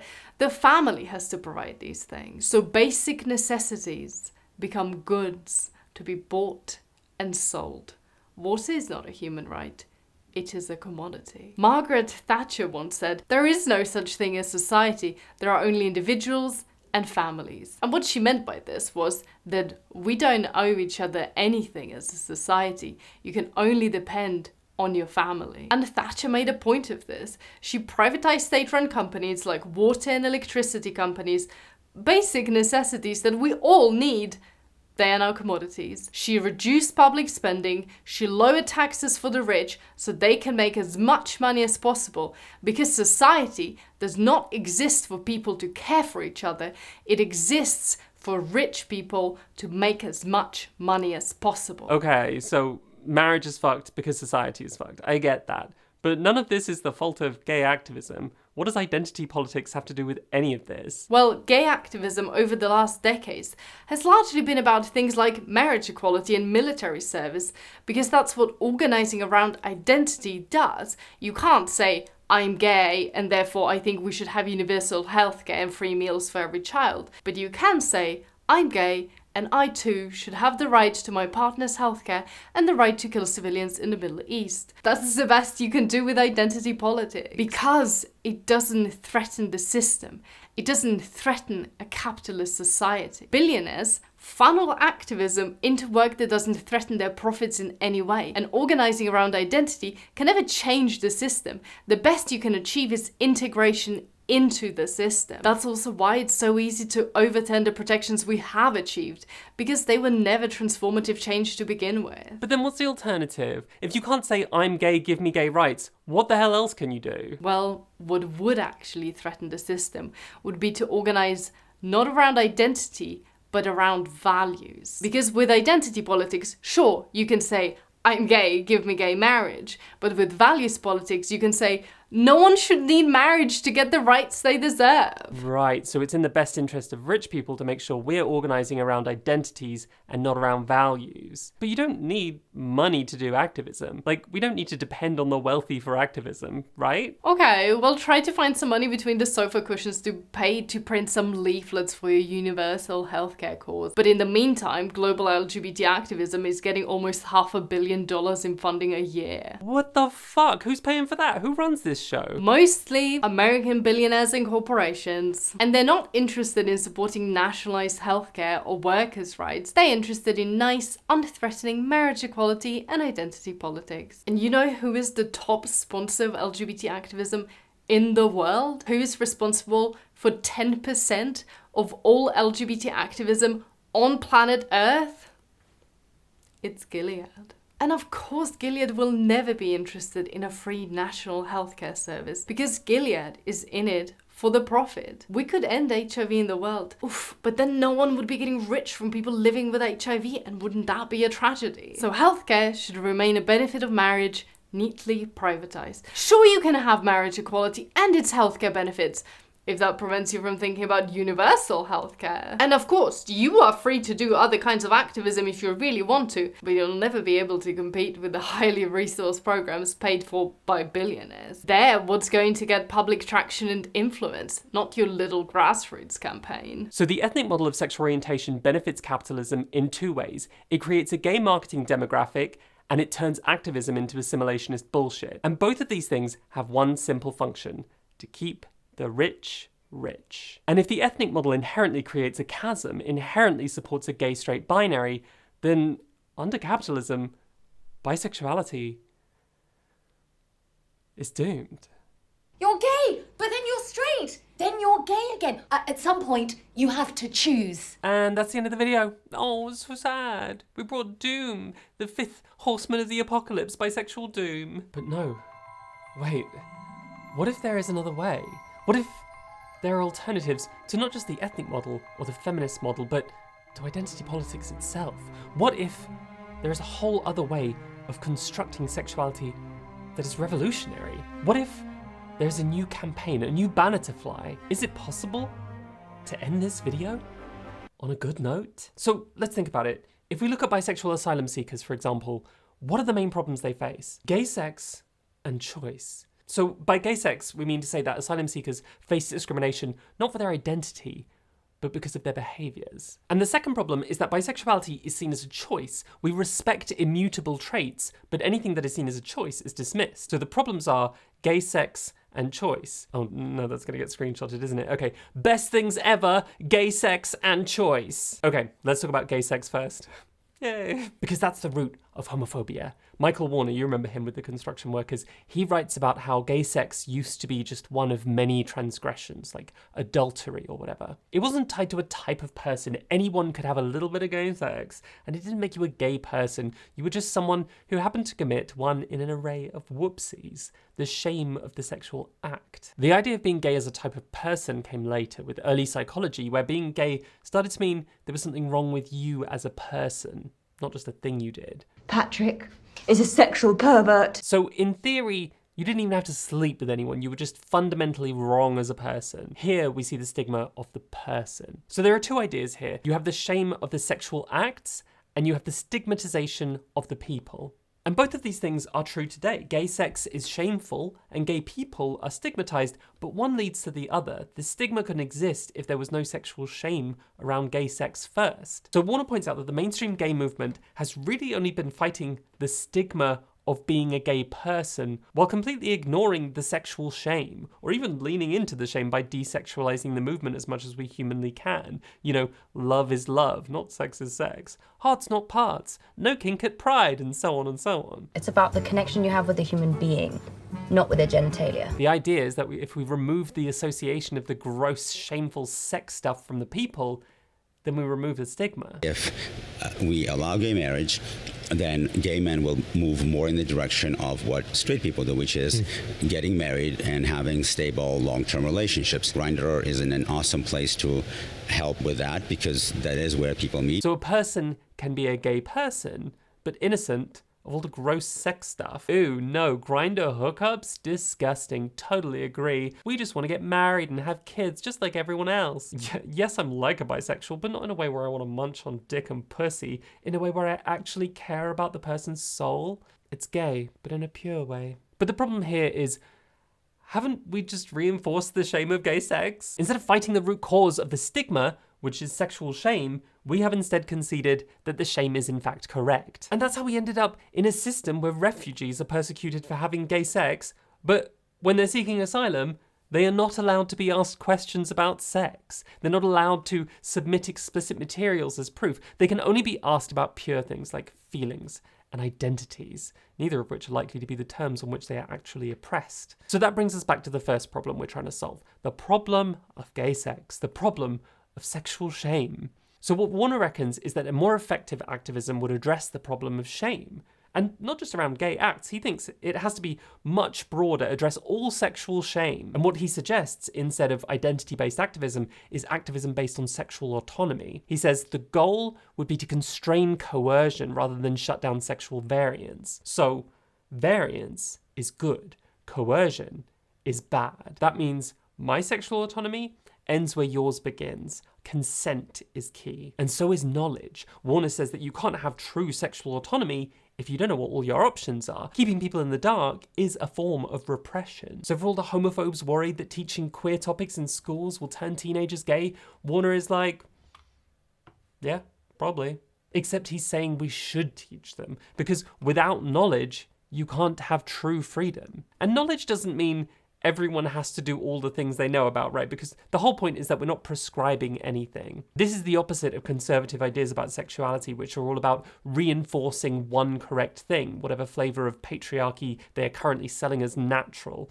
And Warner is saying, fuck that. Fuck the idea of natural sexuality. Fuck prescribing anything. Diversity is good. And instead of forcing everyone to conform to one thing, we're fighting to maximize everyone's freedom and autonomy. So we are fighting against everything that represses freedom and knowledge. We're fighting censorship, shame, and we're fighting for things that allow people to make autonomous choices, for bodily autonomy, for abortion, birth control, economic independence, gender equality. And if we can construct sexuality around autonomy, that includes people who only want to have gay sex or gay relationships. We aren't proposing a world of enforced bisexuality here. We are proposing a world where if you are exclusively interested in women, for instance, then you are totally protected just as much as anyone else would be. And this will also include people who never want to have sex, people who don't end up in relationships, people in unconventional relationships, everyone. But that also means we have to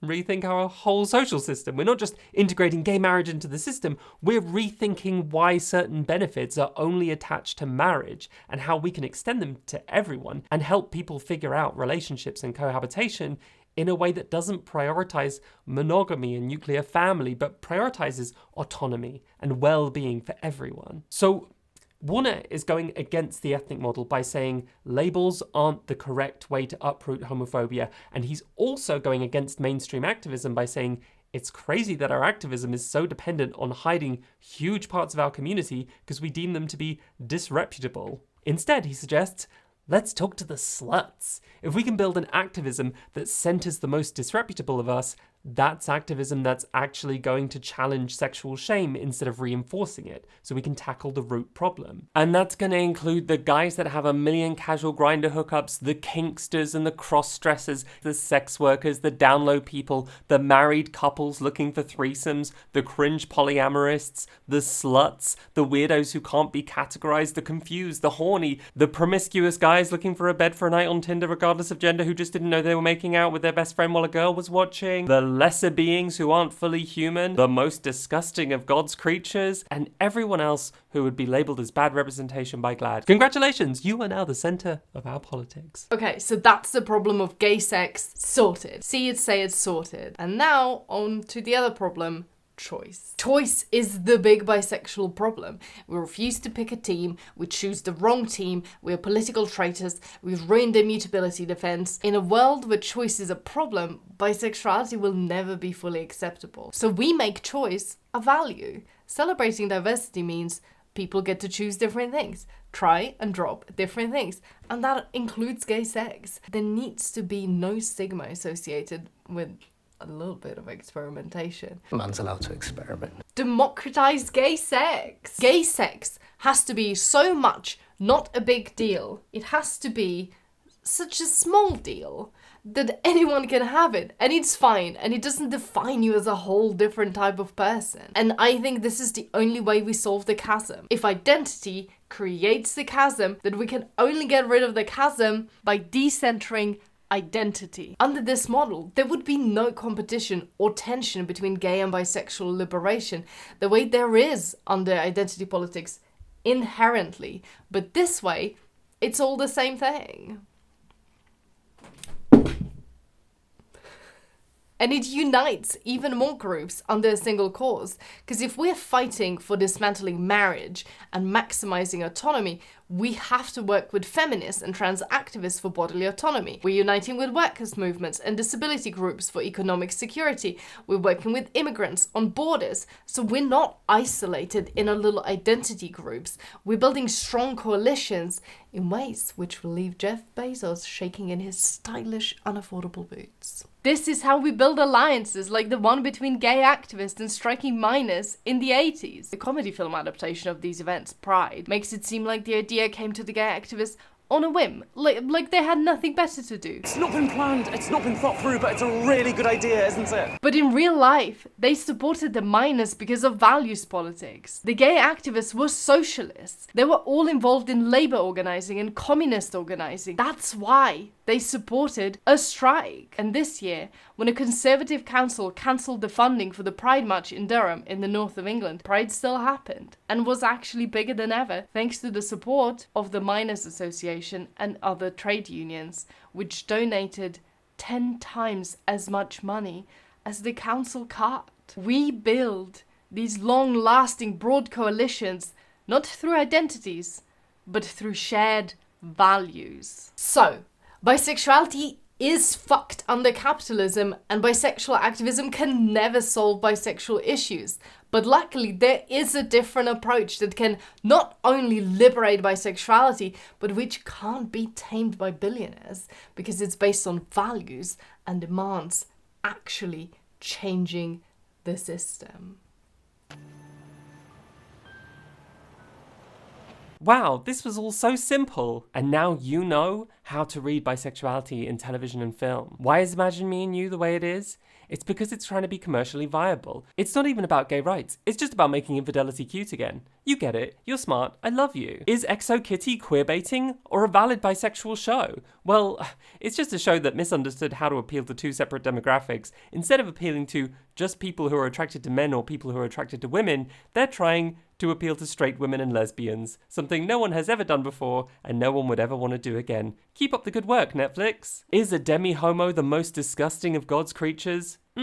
Yeah, that's how I identify. So, Challengers. Is Challengers bisexual? Well, if nothing else, we can say for certain that Challengers is meant to be bi-erotic. That's the real appeal of this movie. There's literally a bit where he practically puts his balls in the guy's face. Look, balls in the face. Can you put your dick away? Didn't mention that in the fucking review, did you, Glad? Don't watch a tennis movie if you're afraid of a few balls getting tossed about, okay? We know which demographics we're appealing to here. So, Glad wanking themselves off debating whether it's valid that he didn't say he's bisexual and only wanted to have sex with men. Well, Glad, quite frankly, you're being silly sausages, so go fuck yourself. Do bisexuals have to pick a side? If it's for commercial purposes, yes actually. Easy to sell bisexuals earn you the big bucks, but now you understand that this is what they're doing. You know this is how they're trying to get you. Don't fall for their trickery. Representation is a commodity. Bisexuality is just collateral damage in the class war. Forget the unnecessary pressures of identity. Bisexuality is unprovable, and that's cool actually. Also, it doesn't matter because we're moving to values now, so fuck all of that, fuck everyone, everyone fuck right off, everybody get down tonight, everybody boogie, everybody get down and boogie tonight. By the way, we're not trying to say that you have to forget about your personal identity, that can be helpful, but politically, identities are a trap. We all have to get more anti-capitalist now. Fuck the establishment, fuck the system, Hulk smash. Stop fighting each other over the fictional borders of identity and start standing up to Gilead. We gotta get our heads out of our asses, and then maybe one day we can sit down with a nice cup of tea and watch some television without everything feeling morally bankrupt all of the time. Goodbye. Also, like and subscribe. You watched this far, you know you want to. Unless you hate watched this video, which I still appreciate, so thank you. We also made a 20-minute video essay for Patreon which accompanies this video about the TV series Lost Girl, about a bisexual superhero who sexes people to death. If you want to check that out, it's cool. Whoa, sex to death. Whoa. Thank you to all of our patrons who made it possible for us to make this ridiculous, extra long, girthy video, and an extra special thanks to this lot.